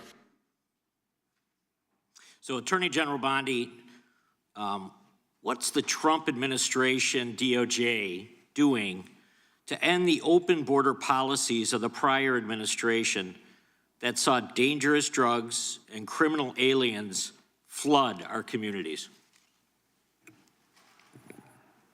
Congressman, President Trump has worked tirelessly, as you know, to close our border, which is what the Democrats had asked for in that video. President Trump closed our borders on day one. He is protecting Americans. He is protecting our kids from the influx of drugs that were flowing into this country from Mexico. The fentanyl precursors that were coming from China. These precursors were taken from China into Mexico. And in Mexico, they were mixed and freely taken right into our country, along with gang members, MS-13, TDA, freely coming into our cities around our country, thanks to Joe Biden's open border policies. That has stopped under Donald Trump. It will no longer happen under this administration, and he is doing everything to keep Americans safe. And let me continue. When he was elected overwhelmingly by the American people, the majority of the American people wanted Donald Trump. One of the main reasons was border security and keeping Americans safe. And that's exactly what he did. And that's why today the other side sits here, they yell, they cut me off, they want to yell, they want to ask a question and don't want answers because they want to distract from all the great things that this president and this administration working hand in hand, and that includes Secretary Noem, who has closed our borders, and Tom Homan, who has closed our borders to keep Americans safe. And they're trying to distract from that, and they're not going to do it because the American people are smarter than that, and they see through their theatrics. Thank you. Just quickly, yesterday, Senator Grassley reached out to my office to tell me that I was one of the 20 members that was now disclosed were under surveillance from Jack Smith. This brings up the question of non-disclosure orders and whether or not they should apply to members of Congress. But with my phone records being surveilled, as well as looks like 19 other members of Congress, I'm just wondering how DOJ views that. Time is, the gentleman's expired, but the gentlelady can respond. As I stated earlier, Congressman, anyone's records who were illegally obtained, Democrat or Republican, we will fight vigorously to stop that. Anything with Arctic frost, I can't discuss right now. And isn't it true, Madam Attorney General, the DOJ has changed their policy? You can't do that now. The DOJ is not going to go do that and ask the judge for an NDO. Absolutely. Yeah, good. That in and of itself tells you why how wrong it was. The chair now recognizes the gentleman from California. Great, thank you.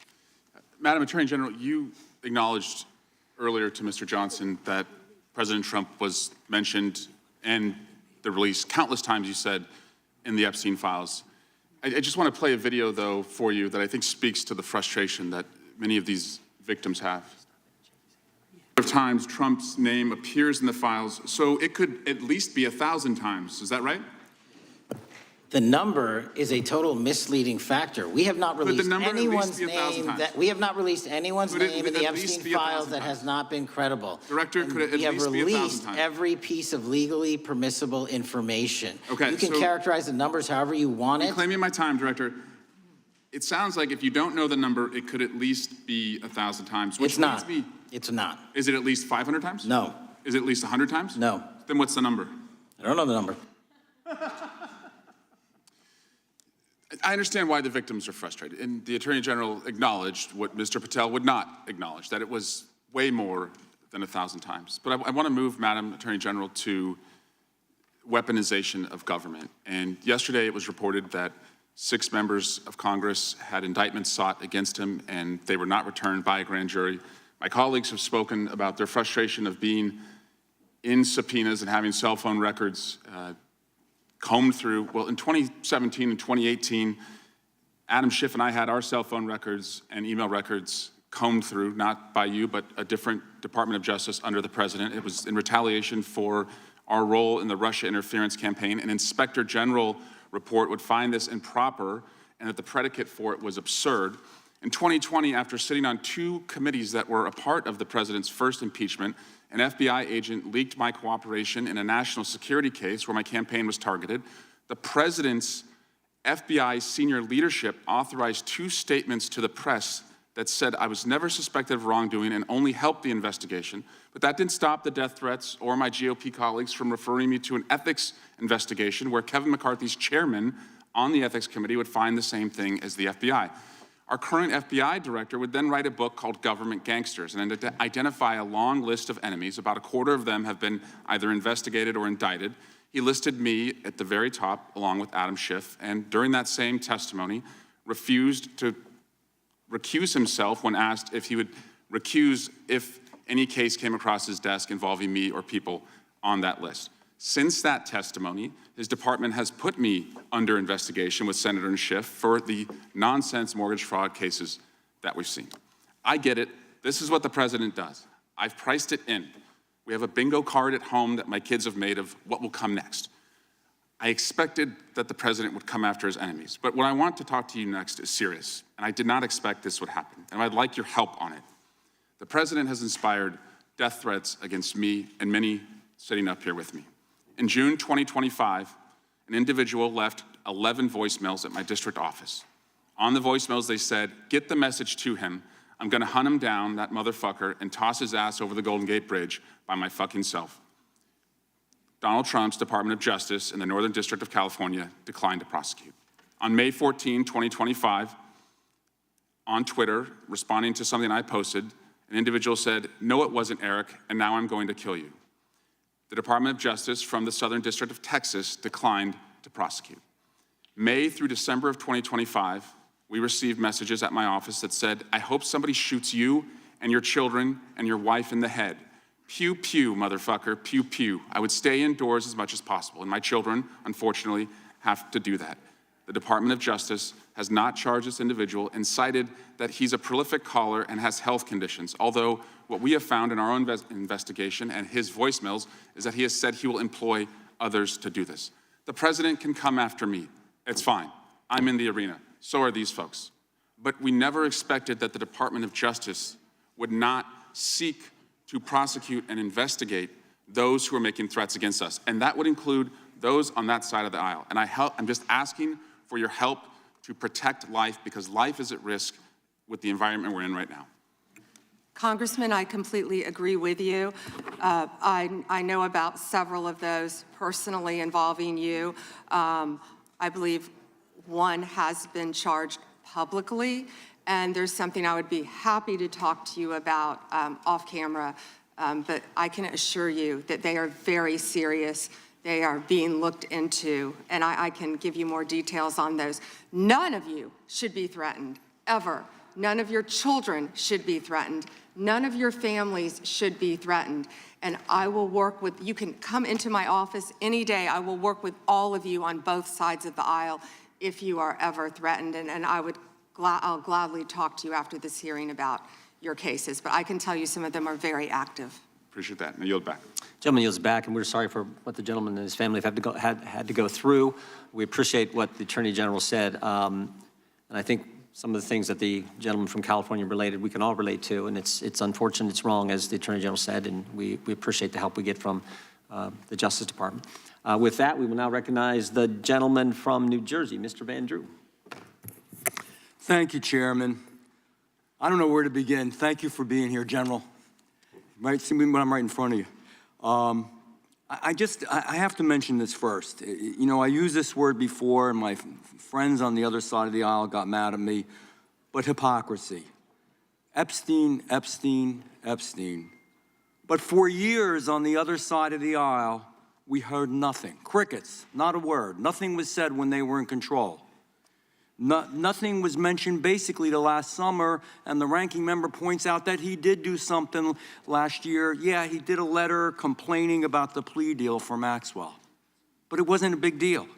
Then we get a new administration, and all of a sudden it's a big deal, and they feign concern, they're upset, they're investigating. They had all these years and all this time. And in fact, Stacey Plaskett, and we all know that name, when they had a congressional hearing, Democratic member, were taking texts from Epstein on questions to ask to go after Trump. So Epstein was using her Democratic colleague as a tool to go after President Trump. Just everybody keep that in mind. And then we talk about ICE and how horrible it is. And there are concerns. Everybody wants everything to go right. Nobody ever wants to see somebody die. And they complain about it. But at the same time, hypocrisy, they encourage constituents to go after the ICE agents, to challenge them, to hurt them, to attack them. And that doesn't make sense. That's hypocrisy. And then we hear about the concern of, going after Democrats, that the legal system, that judiciary and Department of Justice is going after Democrats. But they literally rework the legal system under Alvin Bragg and Letitia James to go after Republicans and those sympathetic to Republicans. So, be careful when you accuse others that you're not guilty yourself. Be careful of what you say, because you got a history, and it's easy to go over it. I just want to talk about where we were and where we are now. We had over 10 million illegal crossings in the past between 2020 and 24. Over 10 million. There's probably a much bigger number. I'm being conservative. We were told the people weren't dangerous, but they were, General. They were dangerous, many of them. More than 300 individuals on the terror watch list during that time. Violent criminals came across, as we saw consequences where mothers and fathers, daughters and sons, children were raped, murdered, hurt, abused, beaten, trafficked, all from the drugs. My God, the drugs they brought into our babies in this country. 73,000 illegals with criminal histories, 20,000 with convictions of assault, robbery, and sex offenses, 13,000 convicted murderers in our beautiful country, 15,000 convicted sexual assault offenders. It was madness, it was insanity, it's bizarre, it's perverse. What in God's name were you doing? So we finally are cleaning this up now. We're finally trying to make it right and safe for our people. So my questions are this. General, do you believe in removing criminal illegal aliens from our communities will save American lives? Yes, and given the cases that you just discussed, that's proof of it every single day. President Trump is committed to that. This entire cabinet is committed to that and making and keeping Americans safe. Thank you. Would you agree that, and thank you for doing that, would you agree that allowing individuals with known criminal histories to enter and remain in the United States, we knew this back then, they knew it. Would you agree that creates serious risk to our public safety? I know the answers, but let's just say them clearly. Yes. Would you agree that when dangerous individuals are released instead of detained, and they were released over and over and over again, and these are the real issues. This is really what America cares about. They want their children and their families to be safe. Do you think if you release them instead of detaining them, that crimes will happen because of that? Absolutely. Would you agree that, I'm sorry. And it did. And it did, thank you. Would you agree that cooperation between, and this is a biggie, and I'm gonna ask you to elaborate on this. This is a big deal. This is why some of the problems we're seeing in some of the places like Minnesota are happening. That cooperation between federal and local enforcement, which we always used to have, helps remove violent offenders from our communities, that we should be a team. Yes. And can you elaborate on that a little bit? In other words, when the local enforcement is forced by the politicians, not their fault, not to do their job and not cooperate, why does it create the situations that we see where we have need for crowd control? By the way, they're not peaceful. Those are not peaceful protesters. We know what a peaceful protester is. When you spit on law enforcement, when you push them, when you hit them, when you beat their car. If you can answer the question, thank you. Gentleman's time's expired. You may answer the question. Thank you. Yes, I spent 4 days myself in Minnesota, in Minneapolis. What I will say about some of these sanctuary cities, some of these democratic cities, law enforcement, they quietly want to work with us. I've spoken to law enforcement in multiple cities who want to work with us. And yes, we're gonna do everything we can to keep our citizens safe, whether or not these Democrat-controlled sanctuary cities do or don't. And damn it, that's what really matters. I yield back. Mr. Chair, I have a UC. Ms. Crockett from Texas is recognized for UC. Thank you so much. Donald Trump's approval rating implodes on his strongest issue. This is from Newsweek today. It says 40% of people approve of Trump's handling of immigration and border security, while 60% disapprove. Without objection, that is a net admitted. drop Now I recognize the gentleman -20. from California, Mr. Liu.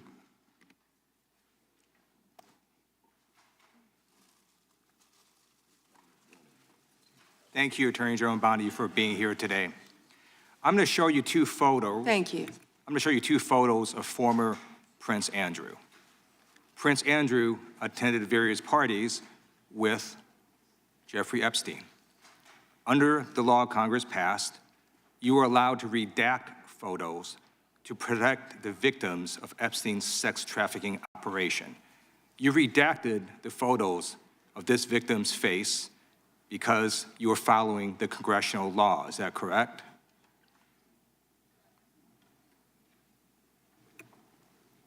I'm sorry, that we redacted the victim's Because you were face? following the congressional law, correct? Yes. Okay.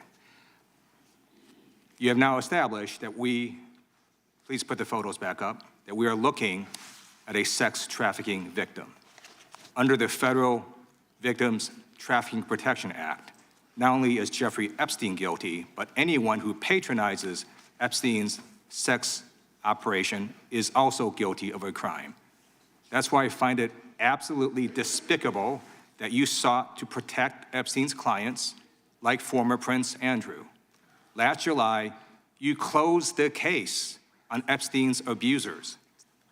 The July 2025 memo from your Department of Justice stated, quote, "We did not uncover evidence that could predicate an investigation against uncharged third parties." These two photos, please put the photos back up.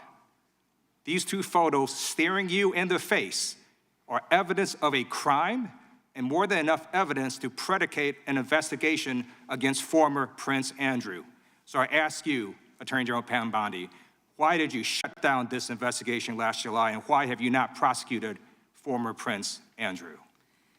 I don't believe you asked Merrick Garland these questions when he was Attorney General and set before I agree with you. You twice. I'm reclaiming my time. Never I agree with mentioned you. I agree with you. During, Were the you not Biden, here during then? the Biden administration, I called for people looking at Epstein files. Merrick Garland dropped the ball, as did Attorney General Bill Barr, as did Alex Acosta, a whole string of failures, but you are in charge. You have the power to change things, to hold these men accountable, and you're doing the opposite. You're protecting them. So I want to move on to another man. Can I answer Donald that, Trump. though? I want to move on to another Can I question. answer your question about protecting You Prince answered the Andrew? question. You're saying no. I love this. I want to discuss another man, Donald Trump, who is all over the Epstein files, like former Prince. Here's a video.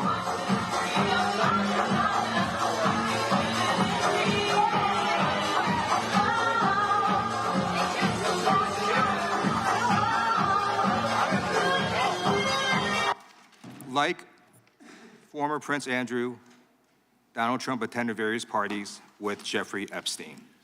I want to know, were there any underage girls at that party or at any party that Trump attended with Jeffrey Epstein?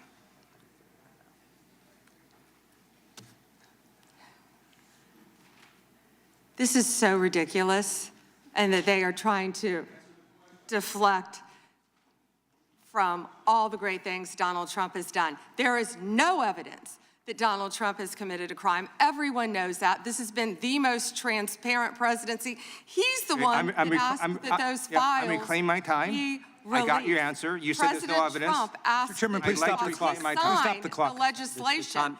This is Time. this I'd like is to reclaim ridiculous. my time. Time belongs to the gentleman from California. Okay.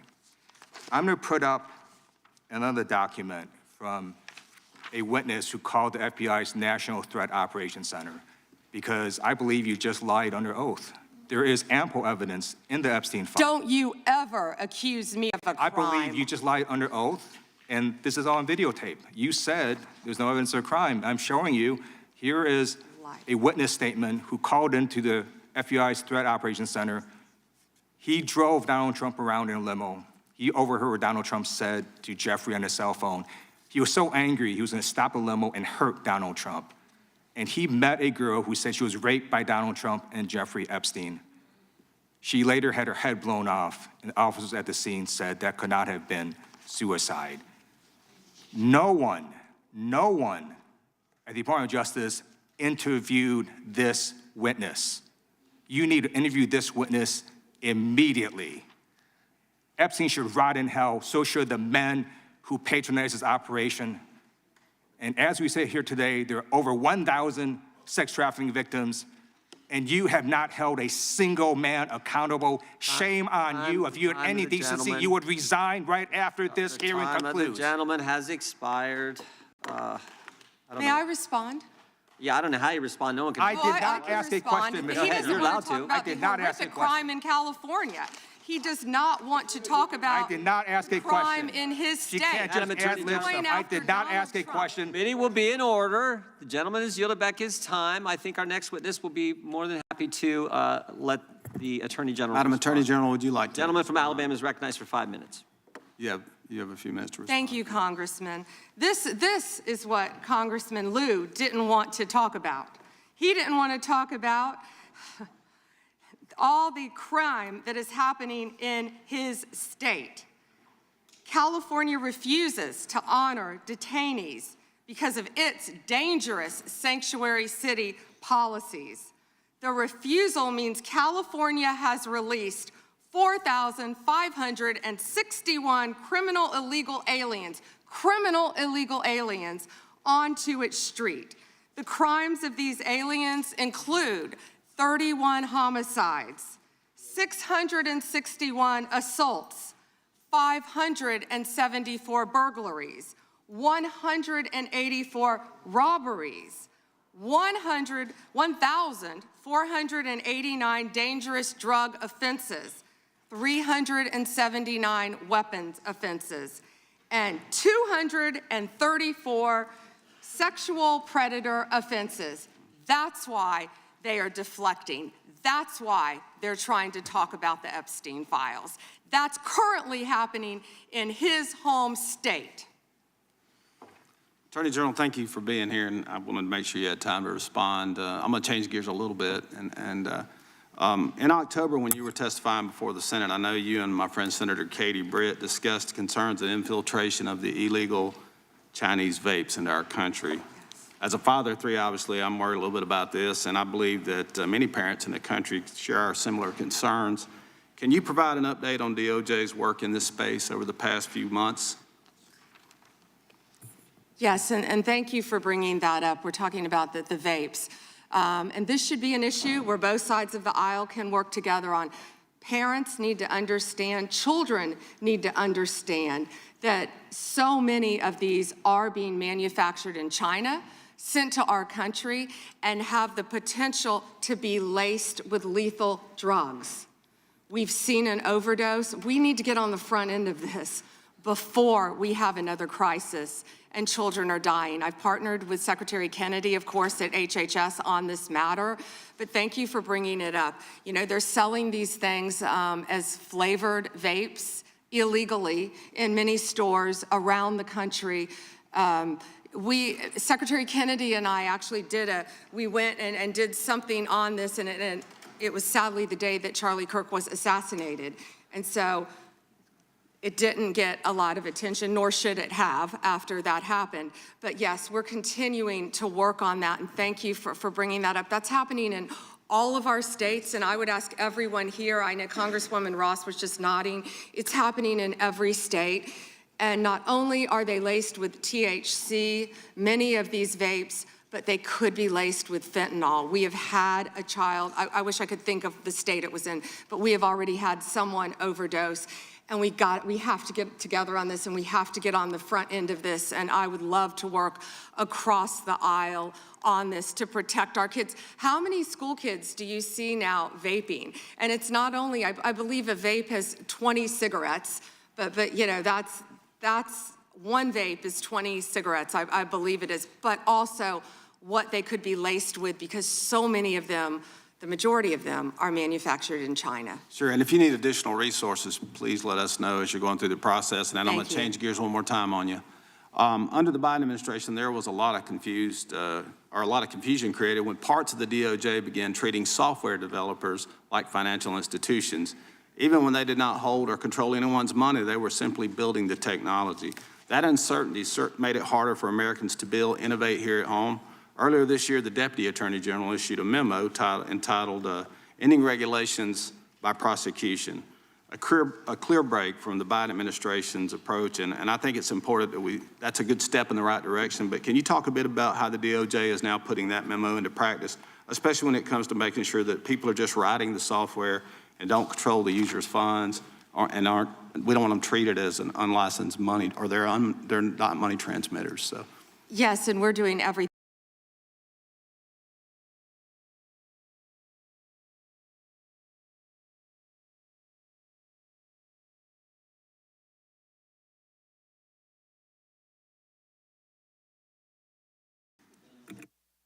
Gentleman yields back. Has jumped for Arizona for unanimous consent. Thank you, Mr. Chairman. I have a number of UCs. Gentleman can proceed. Thank you. Bombshell new docs show Trump called police about Epstein in 2006. Without objection. Kamala Harris defends Biden administration decision not to release Epstein files. Without objection. Why weren't they released during the Biden administration. Without objection. House Democrat Stacey Plaskett exchanged texts with Epstein during 2019 congressional hearing. Without objection.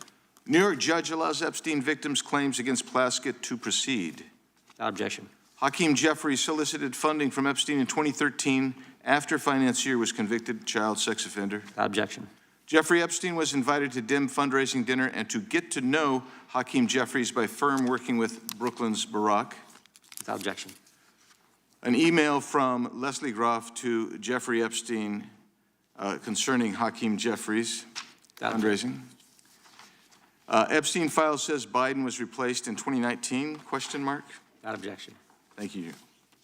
The gentleman yields back. The gentleman from California is recognized. Mr. Correa. Thank you, Mr. Chairman, and welcome, Ms. A.G. Bondi. I agree with you. Our top priority should be protecting Americans. In my past life in the California State Legislature, I did a lot of work on solving sex crimes, passing legislation to update our codes. And I found that the biggest challenge to solving sex crimes is reporting them. Victims have to have the guts to stand up to report those sex crimes. But it's not easy. It's the most unreported sex crime there is. Crime there is sex crimes. It's painful, humiliating. A lot of time the victims don't think anything's gonna come out of their reporting these crimes. Then we have adults who as children were molested, boys and girls who will live in silence for the rest of their life. I believe the Epstein files are just one of many sex rings, sex crimes taking place in our society today. I hear 1,200 Epstein victims, some additional victims as young as 9 to 10 years old. The challenge I have today, what bothers me today about this hearing, Madam AG, is what's the message we're sending out there on Main Street? Shouldn't ask a question I don't know an answer to, but I'm gonna ask the victims behind you right now. First, can you please stand up? And then, can you please raise your hand if you think after everything you've heard today, you feel that our AG, the feds, have your back? Do we have your back? Raise your hand if you're confident that we got your back.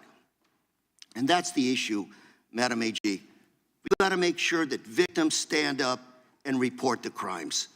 Otherwise, we're going to be taking a step backwards. Today, AI, cyber, social media, the new realm for people to be hurt, attacked sexually.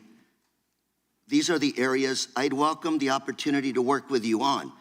It's not your problem, it's not my problem, it's our problem. But to have redacted files that are not showing us the names of these predators is wrong. These are very powerful people. This was a very expensive business, and we don't know who they are. I would imagine they're very prominent Republicans, very Republican Democrats, and we are covering up for them. We got to know what's going on out there, Madam AG. It looks like you want to say something. I'm going to give the opportunity to address my statement. I look forward to working with you on any crimes involving child sex predators, children, and also cyber crimes. That is a tremendous problem now throughout our country. AI, you are correct. AI is causing great problems online we're working on that though. AI is an incredible tool, but it also can be fraught with peril with victims of crime. I've experienced that with someone I know who we've been trying to help. I look forward though to working with you on that and all Madam, cyber crimes. Can I? Please, go ahead. And as I said before, to any victims, we ask them to come forward to our office, and we want to work with them. I have never not worked with a victim, and I believe I've actually spoken to several of the Madam, victims' if I can reclaim my attorneys time, I only have a minute. behind me. If I can reclaim my time, I just think we start out by making sure those redactions are unredacted, those Epstein files, to make sure that the public, according to the law, following the law, that those names in those files are made public. We have to make sure we tell those predators there is no place for them to hide, and if they commit the crime, they're going to fry for it. It starts with showing us the names of the perpetrators in the Epstein files. May I respond to that? Sure. Okay. So if any man's name was redacted that should not have been, we will, of course, unredact it. If a victim's name was unredacted, please bring it to us and we will redact it. We were given 30 days to review and redact and unredact millions of pages of documents. Our error rate is very low, but there are victims are always right behind you. We've got to convince them that we're doing a good job everything of we can protecting to help the them. victims. We will Thank do you, everything Mr. we can. Chair, I'm out of time. Gentleman yields back. The gentleman from California, Mr. Kiley, is recognized. Thank you, Mr. Chair. Good morning, Madam Attorney General. I wanted to return to a point that the chairman raised at the beginning of this hearing, which is these jurisdictions that refuse to honor detainer requests from Immigration and Customs Enforcement, often called sanctuary jurisdictions. Now, I know that you are not involved directly in immigration operations per se, but you do deal with the legal issues surrounding these jurisdictions. So let's say we have someone who's here illegally, who has committed a crime that, like the thousands of people you mentioned in California, murderers, sexual predators, drug traffickers. If that individual is in detention in a jurisdiction that has a sanctuary policy where they do not honor ICE detainers versus in any other jurisdiction where they do, how does the nature of apprehending that person, how does the nature of ICE's involvement in that operation differ in those two circumstances? Well, I believe you've seen that in Minnesota, where people were not cooperating with us. I believe there a lot of local law enforcement did want to cooperate, but we are doing everything in our power to arrest and deport illegal criminal aliens, and that is not going to stop under Donald Trump's administration. You know, why sanctuary cities are so dangerous, what we've seen in Minneapolis. Where do all the criminals go? The gangs, TDA, MS-13, where are they gonna go? They're gonna go to a sanctuary jurisdiction because they believe they're protected, and that's not fair to the citizens of those cities. Yeah, and this is a point that there at least used to be a lot of consensus on. The idea that, you know, it's better to do a handoff to the immigration authorities in a custodial setting rather than releasing them where they have to be apprehended in the community. This is Alejandro Mayorkas when he was before this committee, not exactly a paragon of border security, but he said, "I do not consider it in the service of public safety to release an individual into the community when that individual can be released to Immigration and Customs Enforcement for prompt removal." Now, his words are one thing, his actions are another. But when you have jurisdictions across the country, including my state of California, doing systematically precisely the thing that even Alejandro Mayorkas said threatens public safety, I mean, what does that say to you? It's a danger to the citizens of your community, and thank you for fighting to protect them.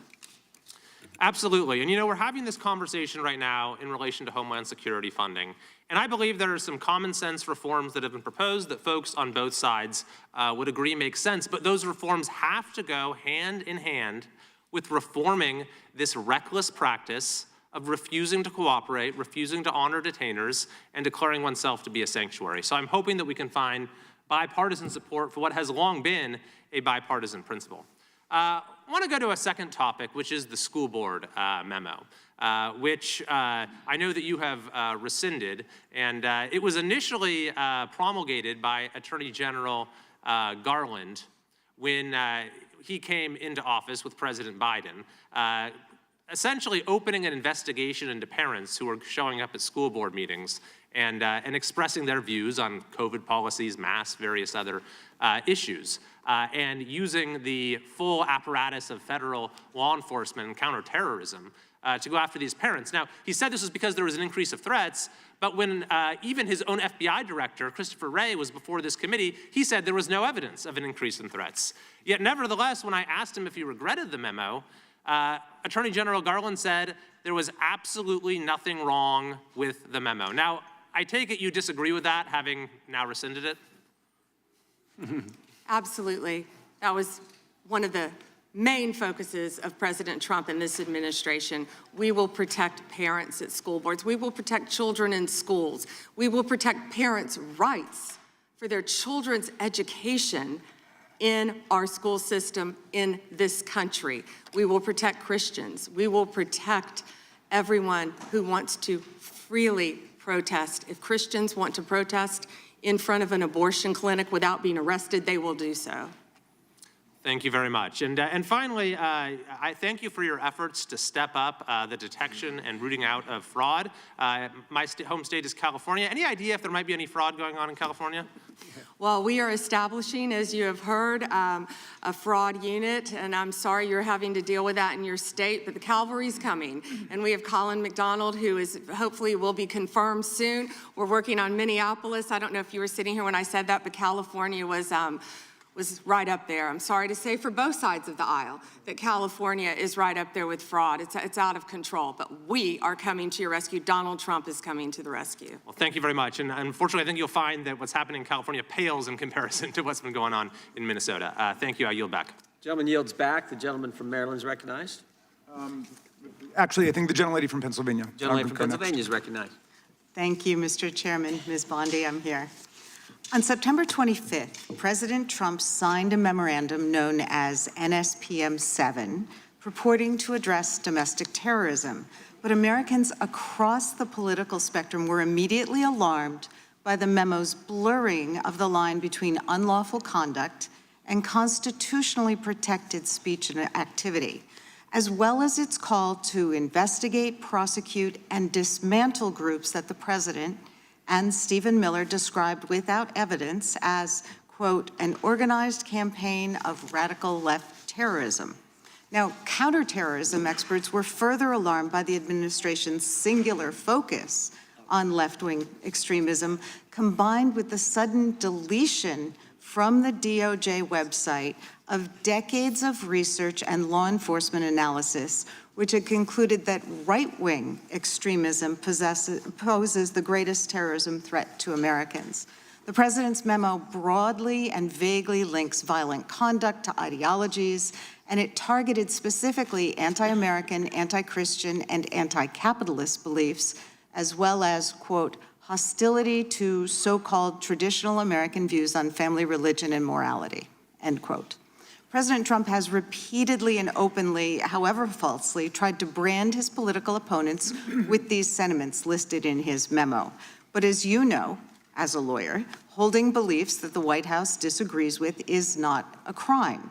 And the statute defining domestic terrorism requires criminal acts, not just thoughts and ideas. That's why legal experts, nonprofit leaders, religious freedom, and civil rights advocates immediately raised the alarm that the new presidential directive was a politically motivated attack on civil society designed to silence those who disagree with the administration. So, Ms. Bondi, Section 3 of that memo directed you, as Attorney General, to submit to the President and Stephen Miller a list of groups or entities whose members are engaged in acts that meet the definition of domestic terrorism.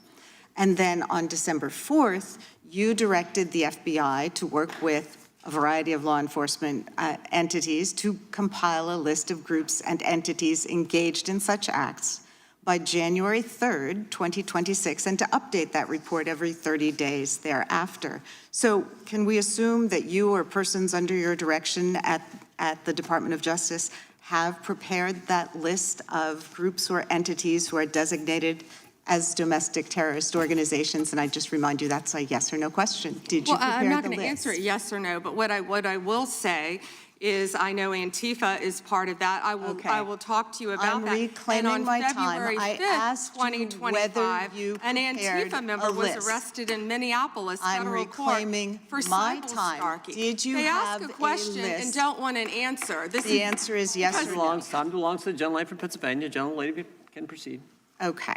So will you commit to providing this committee with any list of organizations that you have recommended be designated as domestic terrorist organizations? We will comply with the law in all matters. Will you commit to provide this committee with your list of entities that you recommend be designated as domestic terrorist organizations?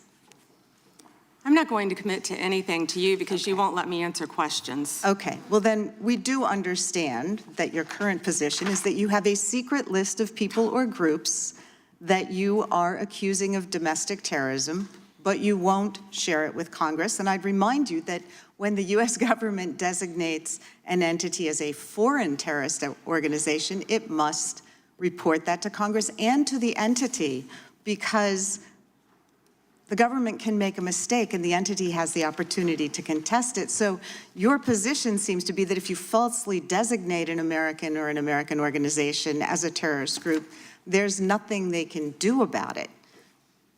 I think we get it. You don't want to answer the question. No, you don't get anything regarding public safety. Thank you. Nothing. Thank you for the insult.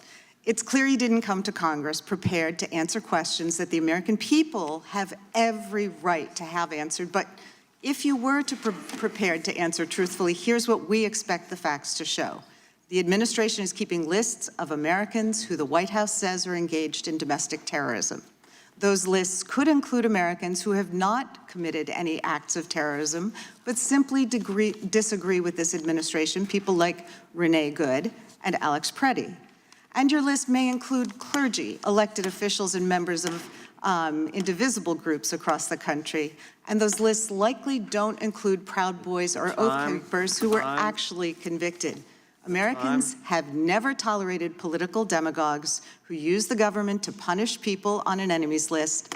It brought down McCarthy, it brought down Nixon, and it will bring down this administration as well. And you were right. That's why we're so glad they rescinded the memorandum targeting parents. For goodness sake, as the gentleman from California just pointed out in his 5 minutes, the gentleman from Kentucky is recognized for 5 May I minutes. respond very briefly to her statement? Well, I think we can do that Okay. probably on one of our members' time. Okay, thank you. I don't want that to get away. Thank you. Yep.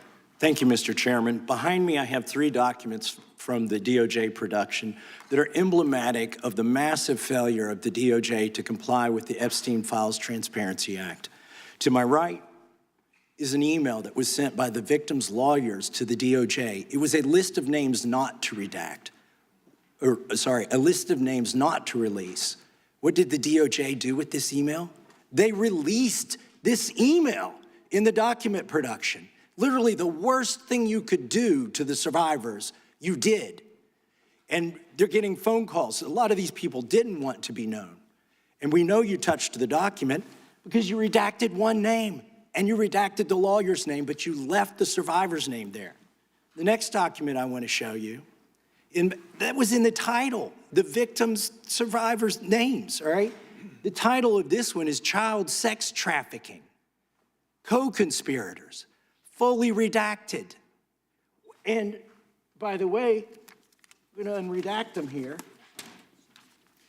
Les Wexner is in this. Now your your deputy attorney general said, oh, well, he appears hundreds of times in the files, but he doesn't appear in this file until I forced you to release it, where he's listed as a co-conspirator, not to tax evasion, but to child sex trafficking, not to prostitution, not to money laundering, child sex trafficking. And then finally, what we have here is the third exhibit that I have is emblematic of the FD 302 release. These are the documents that we need that you're holding on to and over-redacting because they have the names of the men who are implicated. How do we know? Because the survivors gave testimony to the FBI, and it's in there. And what happens when you go to the portal at the DOJ to look at what's behind this redaction? Another redaction. So we can't even see them. And then there's some of these files you've pulled down from the website that we will never see because we can't search the redactions. So I have several questions for you. Who's responsible? Are you able to track who in your organization made this massive failure and released the victims' names? Are you able to track who it was that obscured Les Wexner's name as a co-conspirator in an FBI document? Do you have that kind of accountability? I believe Wexner's name was listed more than 4,000 times about, Yeah, I already told you that. This is where he's listed as a Can I co-conspirator. finish my answer? Come on, let me finish my answer. We corrected that within 40 minutes. He was already, you're acting like everybody's trying to cover up Wexner's name. Reclaiming my time. I'm going to answer this question. Reclaiming my time. Mr. Chairman. This isn't how this works. Can I have my time back? Mr. Chairman. The gentlelady can give her answer. The time belongs to the gentleman from All Kentucky. right, I'm reclaiming my Can I give time. my answer? So I'm going to put the language of the bill up on the screen. Chairman, Because may I I have give my another answer question. on that? Here's It's a political the question. joke, and I need to give my answer on that. We'll let the Attorney General respond, and then the gentleman can move to his next Chairman, question. it's my time. Within 40 Chairman. minutes, you asked me a question. You can give Within me- 40 minutes, Wexner's name was added back. Within 40 minutes You of me catching you red-handed. There was one redaction out Where of he's over listed as a 4,700, co-conspirator. and we invited what? you Show in. the video. This Show guy the- has Trump derangement syndrome. He needs to get, you're a failed politician. Gentlemen, You need to I get want on you to these watch the video. matters. Mr. Chairman, please restore his time and remind the witness of the rules Himself, here. there is no credible information. None. If there were, I would bring the case yesterday that he trafficked to other individuals. Is that your position as well? My position is any victim who comes forward, of course, we would love to hear from them. 1-800-CALL-FBI. Did you ask Merrick Garland that the last 4 years? Did you talk about Epstein? I am reclaiming my time. I'm glad you're asking about Merrick Garland. You don't get to reclaim because time this when is you don't- bigger than when you can't- Watergate. when I don't answer a question the way This you goes want. over 4 administrations. You don't have to go back to Biden. Let's go back to Obama. Let's go back to George Bush.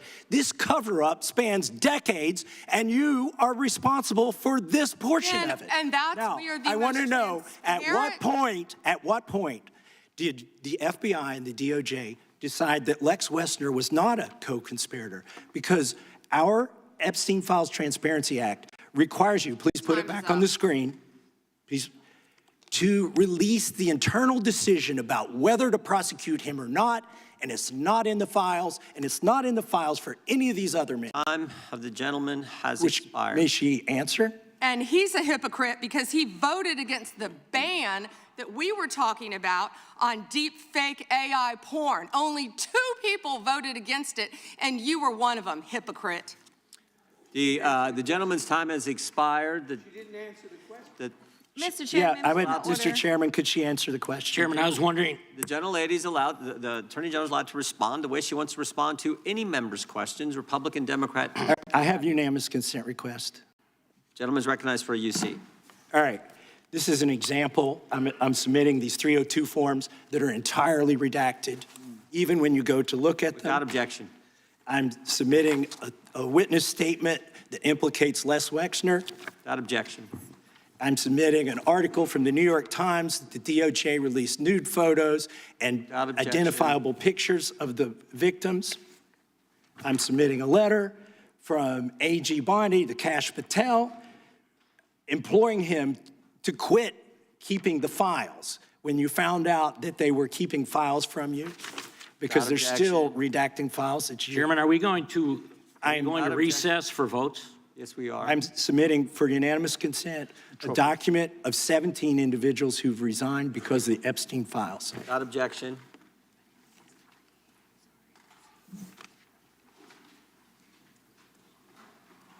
Just want to check on how much time we have left in votes, but one thing I've learned here of late that they'll wait on us. How much time do we have? Oh, they just called. Okay. The chair now recognizes the gentleman from Maryland. And thank you, Mr. Chairman. I want to start by saying I appreciate what you said, Attorney General Bondi, and you said it to me personally, that you take the personal security of every member of Congress seriously and that people can contact you about that. And in these times, that's a very serious matter. So I thank you for that. Article 2, Section 1, Clause 7 of the Constitution is the Domestic Emoluments Clause.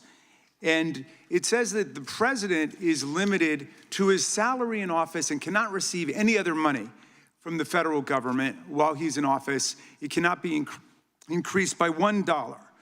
This president is the first president in U.S. history who has repeatedly sued the federal government for $230 million for the judicial search warrant at Mar-a-Lago, which was perfectly lawful and was never struck down. But now he's suing the IRS for $10 billion. He's suing the IRS for $10 billion, which I think is around 80% of its annual budget, because his tax returns were leaked. And they were illegally leaked by a private contractor who actually is in prison now, Charles Littlejohn, but he wants $10 billion. Now, but I want to ask you the question of whether you think it would violate the Domestic Emoluments Clause for you to settle that $10 billion case or any of the other claims that the president has made against the government. He himself has remarked, it's interesting because I'm the one that makes the deal, right? And he says, I kind of have to work it out with myself. Do you think it would violate the Domestic Emoluments Clause for the president to work out a deal from people who are his subordinates under his unitary executive theory to get money in one of these cases? I'm not going to discuss pending litigation. Okay, so theoretically you're saying because his privacy rights were violated in that tax case, and they were. I'm with the president on that. I mean, his Mar-a-Lago thing is ridiculous, but there's no doubt that his tax returns, despite the fact that he promised to release them, despite the fact that every other president released the tax returns, he suffered embarrassment when it showed that he hadn't paid taxes for several years, and he had a right for that not to happen. Now, I want to turn back to the Epstein survivors, because President Trump may have been a little bit embarrassed by the release of those tax returns. How much do you think the claims of these survivors are worth? As the good congressman from Kentucky just pointed out, there were lots of survivors who had decided, for reasons of their own, never to release their names. That determination was represented to people in Congress, and we built it into our federal law that their names could not be released, and yet you published their names, their phone numbers, their addresses, personally identifying information. If Donald Trump can get $10 billion theoretically from the Department of Justice, how much should these people get for a far worse violation of their privacy rights and a far greater danger established to them in their lives? Do you even know who Chase Mulligan is? You're so obsessed with, you don't, do you? I'm going to teach you the rules again. You're the Attorney General of the United States. We have rules here. You're obsessed with him. You're the Attorney General of the United States. You're obsessed with Donald Trump. You have Trump derangement syndrome. Mr. Chairman, Chase I'd like my time Mulligan will be restored. I'd like my time sentenced next restored. week in your district. In your district, and you don't even know about it, about keeping children safe from online predators. Time belongs to the gentleman from Maryland. The gentleman can proceed. Yeah, and I want the whole country to look at this. Because this is the Attorney General of the United States, whose job is law enforcement. We've never had a witness who has misunderstood our rules and been unable to conform his or her conduct to our rules before. We have only 5 minutes, and so we use our time to ask you specific questions. How long are you giving me to answer? Excuse me, I'm not yielding to you right now. I'd like that second retort too. So, Ms. Bondi, the way it works is we ask you a question, and you answer it, and if you go off on a wild goose chase, another tangent, you start reading statistics, or you start talking about stuff going on in our district. And by the way, I invite you to my district. Come to my district, but that's not what we're here to do today, okay? So, and you do that, then we're allowed to say we reclaim our time. At that point, you have to be quiet. You have no choice. You have to be quiet. So I hope you understand the rule at this point. Now, here's what I want to ask you. You're in law enforcement. We've seen all kinds of evidence of crimes. And when we go over to the Department of Justice for the 4 computers for every member of Congress, we see more evidence of crimes. Will you create a joint task force of the Department of Justice and governors and state attorney generals and district attorneys across the country to investigate the crimes that have taken place against these victims and more than 1,000 like them? The DOJ is not doing its job. Will you create a task force with state and local law enforcement to make that happen? Gentlelady can respond if she wants to. Thank you, Chairman. He called Chase Mulligan a wild goose chase and didn't even know who he was. He is a defendant in your own district who preyed on girls. Mr. Chairman. Well, you know what? If he were part of the Epstein investigation, you wouldn't do anything about it. Online chat rooms and committed sextortion. Yet he didn't even know in your tiny little district who he was. Mr. Chairman, she's embarrassing you. He's about to be This is your committee, and she is embarrassing Shame you. on you. The time of the gentleman has expired. I would remind the committee that last Congress, Secretary Mayorkas was here numerous times, and he wouldn't answer our questions, even when we sent them to him ahead of time in writing. So that's what we've had to deal with. I think the Attorney General is doing just fine. We have votes shortly. I will go to the gentleman from Virginia, and then we will take a break to head to the floor. I thank the chairman, Attorney General Bondi. Thank you for being here. And I wanted to thank you for your work at DOJ in restoring the rule of law, encouraging transparency surrounding Jack Smith's partisan investigations into President Trump, declassifying information about the Russia collusion hoax, cracking down on sanctuary jurisdictions, and establishing the National Fraud Enforcement Division. Let me first go to securing the border and immigration enforcement. Our new governor has recently rescinded 287G cooperation between the state and ICE. Can you talk about, have you evaluated the public safety impact, how that would affect safety in Virginia to withdraw that support and what that would do to criminal activity involving illegal immigrants in Virginia? Yes, it would be detrimental. And as you know, Congressman, one of the top members of MS-13 in the entire country was living in Virginia, in a suburb, among all of us, living not even probably half an hour away from where we are now. And the cooperation previously with the governor, with the members of the state of Virginia, helped catch him and take him off our streets.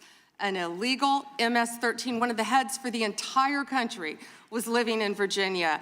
And it's a shame that that's happening now. And thank you for talking about it, because we're going to keep America safe. And when people feel like they can flee to these cities and states and be safe, they can't. Because Donald Trump is going to protect Americans.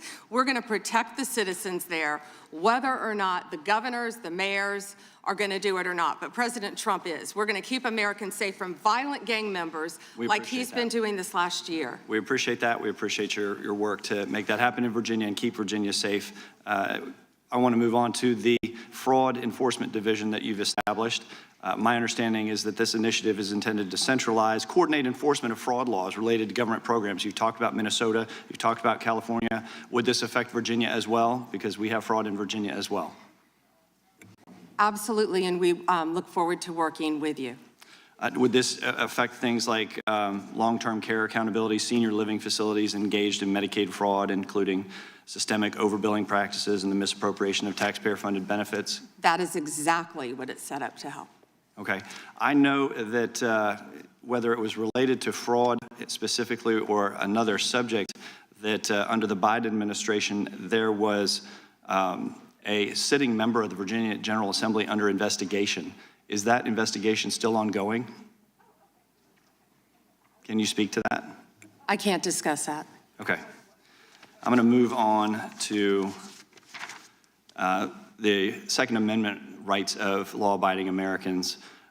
Last year, President Trump signed the One Big Beautiful Bill into law, which included the Hearing Protection Act, part of it that was sponsored by myself and Congressman Clyde. It reduced the national firearms tax, $200 tax on suppressors and short-barreled firearms, to zero. And while the tax has been eliminated, the NFA's registration and paperwork requirements remain in effect. And your DOJ has said that that would, even though the tax was reduced to zero, that the registration requirement is still somehow necessary, even though with regard to Obamacare and the Affordable Care Act, when that mandate was, when that tax penalty was reduced to zero, you decided that the mandate was no longer necessary. How are you justifying the existence of this registry? Congressman, that's pending litigation right now. It is, and I hope Yes, you would and I can't reconsider, discuss it. you would reconsider that. I yield back. The gentleman yield? The Oh, gentleman I yield to the chairman. I think that, Attorney General Bondi, why did Jack Smith have to pay some secret source $20,000 of taxpayer money? Do you know the answer to that? I can't discuss anything on that matter, but that's a good question, Chairman Jordan. Well said, it's a good question because he subpoenaed just about every Republican in this town, got half the Congress's phone numbers if you were a Republican. But he has to pay some secret source a bunch of taxpayer money. We'd like to know, the committee would like to know how many other sources he paid. Was it more than $20,000? Why he had to do those things? We'd like to know when you can, if you could get that information to the committee. I think when you think about the guy who was trying to put the President of the United States in prison, ridiculous as that whole thing was, we'd kind of like to know the answer to that if you could. And with that, we're going to stand in recess. We will go as quickly as we can and vote. We have 2 quick votes on the floor, and we will be back. There is actually some lunch if you all need it. We have for our members, and since you're back here, you can have some. We normally have plenty. Mr. Chairman. We'll take a recess. Before you gavel out, can I ask for unanimous consent to enter to a record the article entitled Inside Trump's DOJ dated October 16, 2020? Without objection, we stand in recess.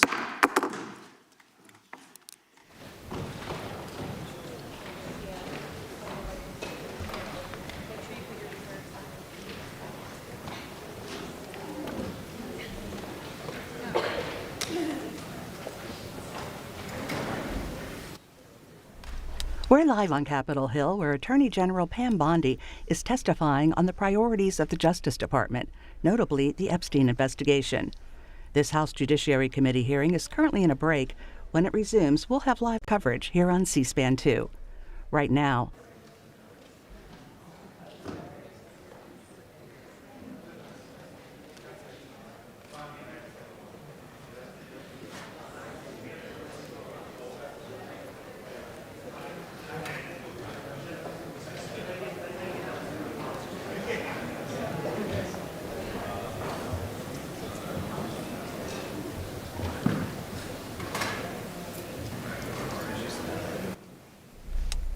while this Judiciary Committee hearing is in a break, we're going to have live coverage here on C-SPAN 2 when they come back. But right now, here's an earlier portion of the hearing.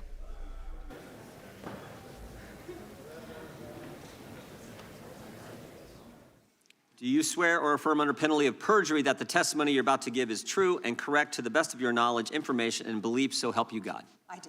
Let the record show that the witness has answered in the affirmative. Thank you. You can be seated. And please know that your written testimony will be entered into the record in its entirety. Accordingly, we ask that you summarize your testimony. Madam Attorney General, you may begin. Thank you. Thank you, Chairman Jordan, Ranking Member Raskin, and distinguished members of this committee. Thank you for hosting me here today. I'm grateful for the opportunity to answer your questions, highlight the work of our department, and discuss the most important topic of all, keeping the American people safe. A little over a year ago, I was sworn into office as the 87th Attorney General of the United States. I came into office with the goal of refocusing the Department of Justice on its core mission after years of bloated bureaucracy and political weaponization. The Department of Justice's core mission is to fight violent crime, protect the American people, and defend the rule of law above all else. While our work is never done, we have made tremendous progress to make America safe again. In 2025, we saw the lowest murder rate in 125 years. That's nothing short of historic. If you compare 25 to 24, here's what you'll find. The murder rate is down 21%. Robbery down 23%, carjacking down 43%, gun assault down 22%, ag assault, burglary, could go on and on. Crime is declining. This did not happen by accident. The numbers tell an important yet straightforward story. President Trump has given us the resources, the support, and the leadership to protect the American people. President Trump's policies have saved lives. I cannot think of a policy outcome more important than protecting the lives of American citizens. Can you? This trend has been especially clear in Washington, D.C. and in Memphis. These are two iconic American cities that spent years in the grip of horrific violent crime. The Department of Justice surged law enforcement resources, and the results came quickly. Crime plummeted in both cities. And I want to make one point loud and clear.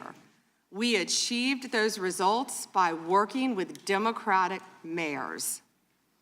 Public safety does not have a party registration. When your constituents call 911, they don't ask for political views of the responding officer. They ask for help. I have federal agents in each and every one of your districts. They're here to help, and I am here to help. Many cities and states have worked with us and taken advantage of our federal support. Some have not.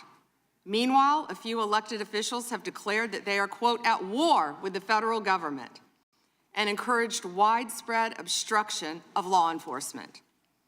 This has resulted in avoidable clashes on the streets, as you've all seen. We've seen rioters storming a Christian church. Citizens and law enforcement officers have both been endangered by reckless rhetoric. We have made dozens of arrests in and around Minneapolis so far, and many of them could have been avoided by simple compliance with federal law.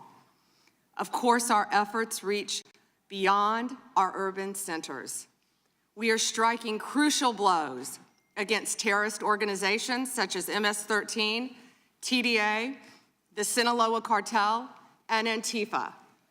And as we sit here, I think you've seen the news this morning. The news is reporting that cartel drones are being shot down by our military.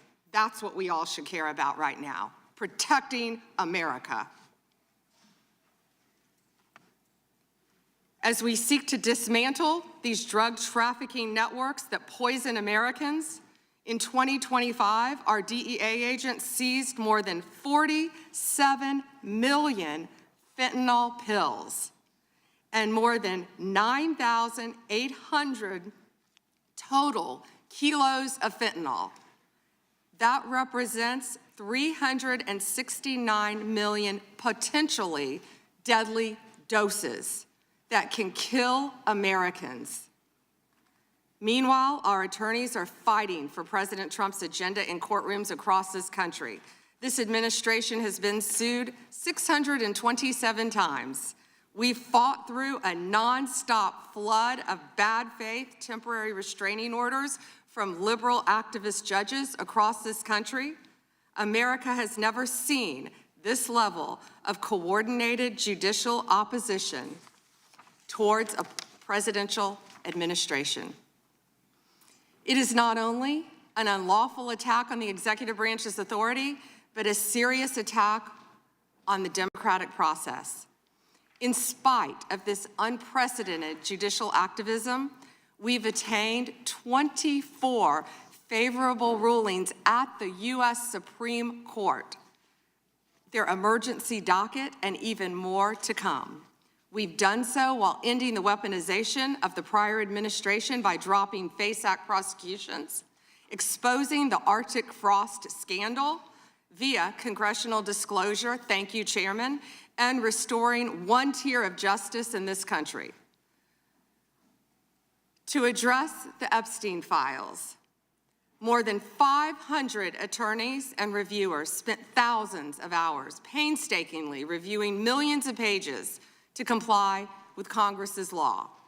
We've released more than 3 million pages, including 180,000 images, all to the public, while doing our very best in the time frame allotted by the legislation to protect victims.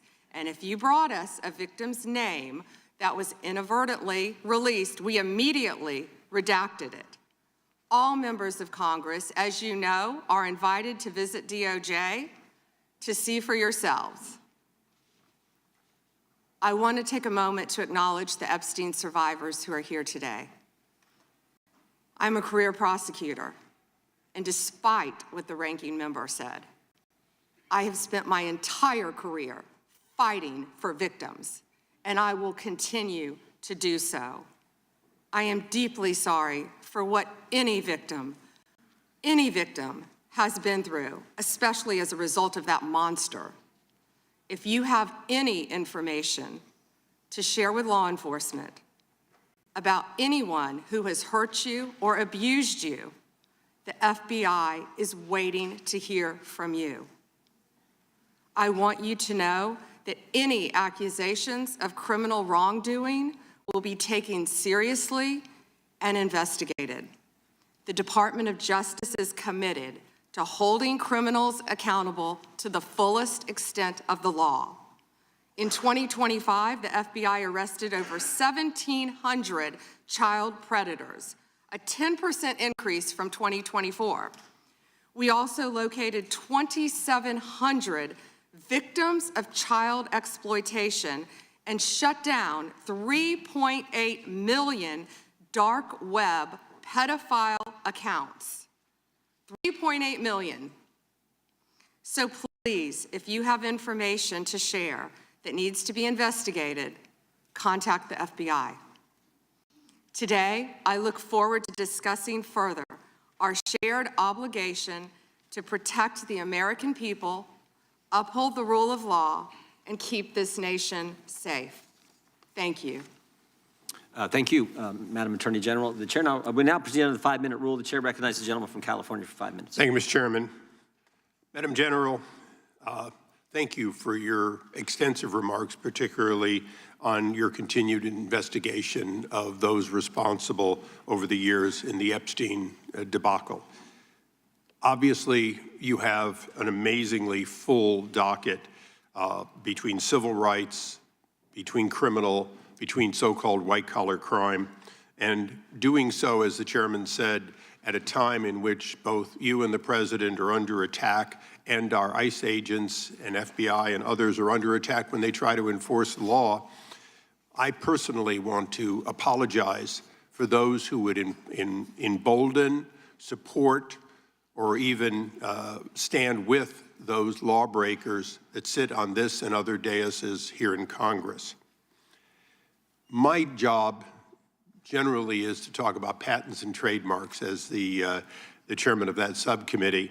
I'll forego that today because one of my other jobs is the creation and maintenance of Article III judges, and I work with the Chief Justice on that, and we're trying to expand the court.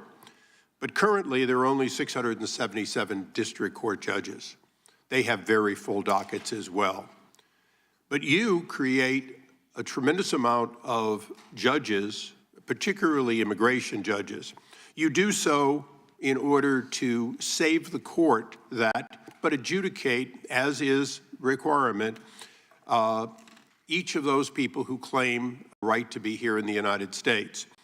And that has been going on under Republican and Democratic administrations for years.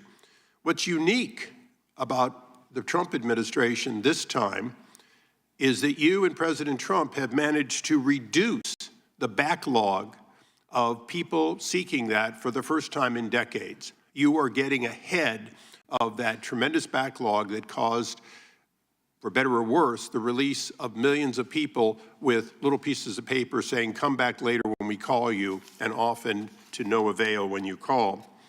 So I want to congratulate you on that because it's an accomplishment you might not take credit for and the other side would never give you credit for. But I hope you can continue to do that and do more.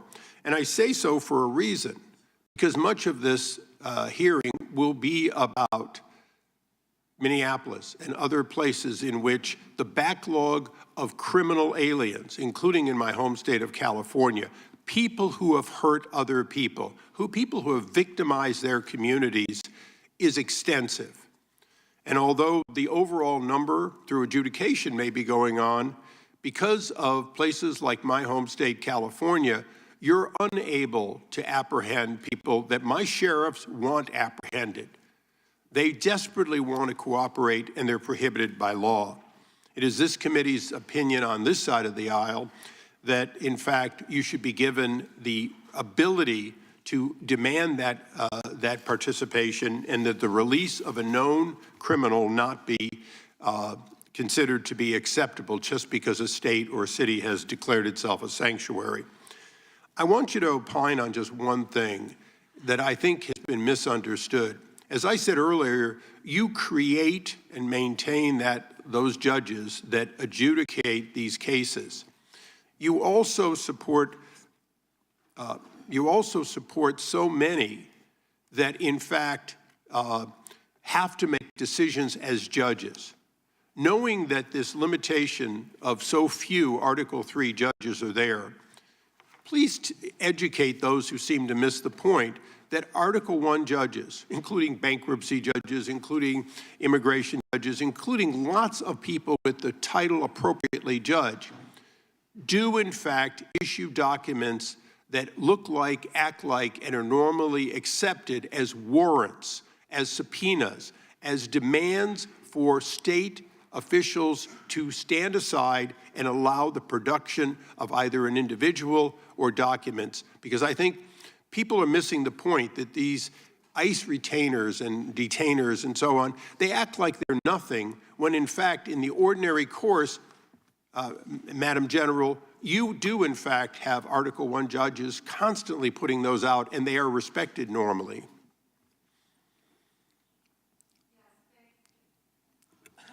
Thank you, Congressman, for talking about all the great judges. And if I could add one thing to that, we are always recruiting and looking for judges. So please reach out to our office for these judges who are handling all these very important matters. We've even added some JAG officers as immigration judges. Thank you. And so we're continuing to do that, but we're always seeking qualified lawyers as well to be part of that. And thank you for highlighting that, Congressman. Thank you. I yield back. Gentleman yields back. The gentlelady from Washington is recognized. Thank you, Mr. Chairman. Good morning, Attorney General Bondi, right here. We are joined in this room by some of the thousands of survivors from Jeffrey Epstein's horrific sex trafficking ring. They have shown such incredible courage in speaking out, in demanding accountability to bring the predators and pedophiles to justice. The Epstein Files Transparency Act required your Department of Justice to disclose the perpetrators connected with Epstein's criminal activities and to redact the information of survivors to protect their identities. Let me show you what actually happened. First, in violation of the law, your department has shown a pattern of redacting the names of powerful predators. Here behind me is one example of an email from Epstein to a man whose name was redacted. The email reads, quote, "Where are you? Are you okay? I loved the torture video." Only after members of Congress demanded that we see the unredacted files did the world learn the name of this individual, Sultan Ahmed bin Sulayem, the chairman and CEO of a company that had financial ties to President Trump's business and personal ties to Trump's advisor, Steve Bannon. Second, the survivors were not similarly protected, also in violation of the law. Here is another email titled Epstein Victim List. We have blurred the names of the survivors for their protection, but your Department of Justice initially released this list of 32 survivors' names with only one name redacted, along with numerous files that disclose not only the names, the emails, and the addresses of survivors, but also nude photographs and even the identities of Jane Does who had been protected for decades until your department released their names. Survivors are now telling us that their families are finding out for the first time that they were trafficked by Epstein. In their words, quote, "This release does not provide closure. It feels like a deliberate attempt to intimidate survivors, punish those who came forward, and reinforce the same culture of secrecy that allowed Epstein's crimes to continue for decades." To the survivors in the room, If you are willing, please stand. And if you are willing, please raise your hands if you have still not been able to meet with this Department of Justice. Please know for the record that every single survivor has raised their hand. Attorney General Bondi, you apologized to the survivors in your opening statement for what they went through at the hands of Jeffrey Epstein.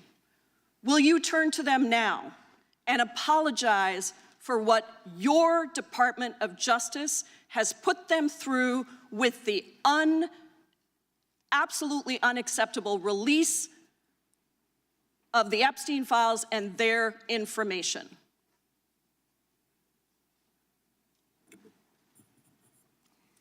Congresswoman, you sat before, Merrick Garland sat in this chair twice. Attorney General Bondi. No, can I finish my answer? No, I'm going to reclaim my time because I asked you a specific question that I would like you to answer, which is, will you turn to the survivors? This is not about anybody that came before you. It is about you taking responsibility for your Department of Justice and the harm that it has done to the survivors who are standing right behind you and are waiting for you to turn to them and apologize for what your Department of Justice has done. Members get to ask the questions, the witness gets to answer in the way they want to answer. The Attorney General can That's respond. not accurate, Mr. Chairman. Because she doesn't like the answer. So, Mr. Chairman, why I have asked didn't she ask Merrick Garland this? I am reclaiming my time, and when I reclaim my time, it is Mr. Chairman, the gentlelady's reclaimed her I'm not going time. to get in the gutter for her theatrics. The time belongs to the gentlelady. The gentlelady has 17 seconds. Thank you.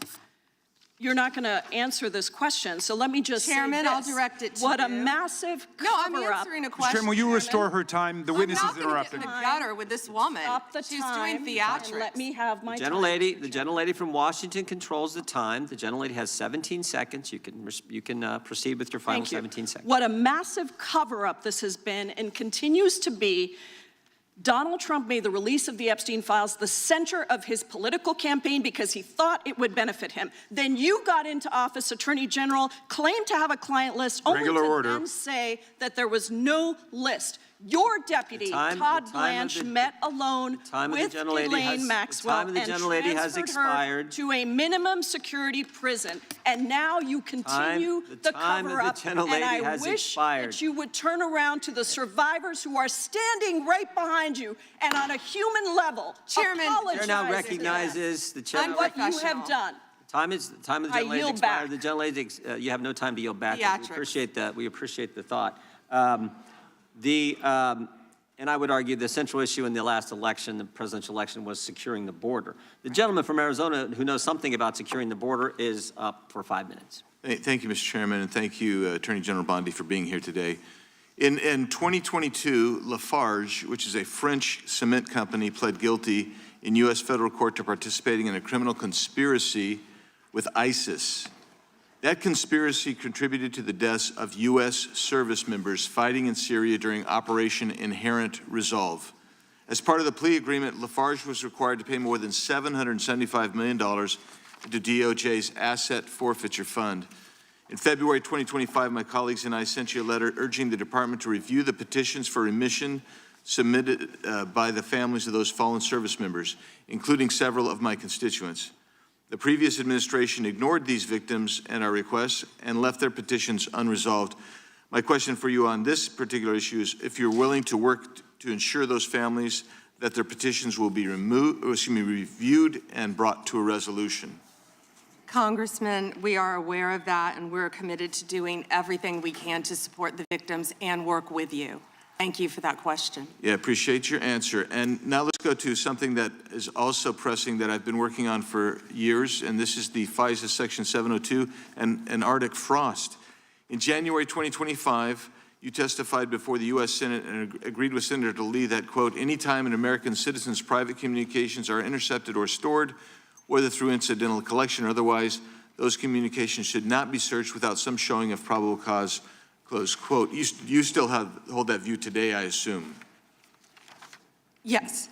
And during the most recent FISA reauthorization, I offered an amendment to establish a clear warrant requirement for searches of Americans' data while preserving every publicly cited operational exception, including emergencies, defensive queries, cybersecurity threats. And my intent was to ensure the Department of Justice could continue to keep Americans safe while also ending warrantless searches of U.S. persons' data. Are there any additional circumstances or exceptions that you believe must be included to ensure DOJ can continue to operate effectively while still protecting American citizens' data and privacy? Yeah, Congressman, we are committed to working with Congress to uncover weaponization and other misconduct by Jack Smith, by others, Arctic Frost, everything that happened under the past administration. And we are committed to working with you on that. And we are working with Chairman Jordan, with the House Intel, with all of our, my fellow cabinet members on resolving that issue. Well, thank you. And I'm glad you brought up Arctic Frost, because Section 702 was used in the Arctic Frost investigation. It was. And information derived was used by Special Counsel Jack Smith. And my question has always been, and no one's been able to answer this, is what was the legal predicate for using a foreign intelligence authority in the Arctic Frost investigation? Have you been able to ascertain any legal predicate? Congressman, what I can tell you today is that has been referred to my office. I can't discuss anything regarding that because it is very active and ongoing. And you probably can't answer this one either, but I really want to know if Section 702 queries related to that matter involved members of Congress, which we know on some level it did, congressional staff, which we know at some level did. We've heard that journalists or other U.S. persons not suspecting of acting as foreign agents were also caught up in that. Can you answer that question and say whether queries did cover all those groups I just identified? It is a very active pending investigation within my office. However, I believe many members of Congress have stated that their phones were part of Arctic Frost.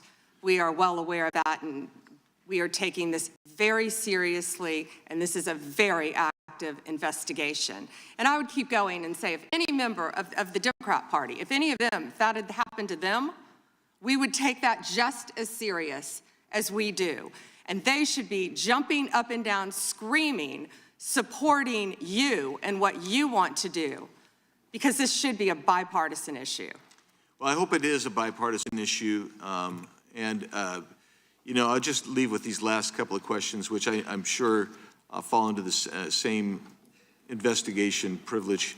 But that's this: how many such queries were actually conducted overall? This is outside Arctic Frost in the prior year by the FBI or other intelligence community. And particularly, we really need to know what were the legal standards applied? Did they use probable cause? Did they use reasonable articulable suspicion? Or did they have no individualized suspicion and just were gathering up information? And that's beyond the investigation with regarding Arctic Frost. I don't expect you to have that information today, but if you can help get that information so we can understand the extensive nature of this continued misuse of 702, it would be very particularly helpful. And it was extensive. Yes, Congressman. Thank you. Time of the gentleman.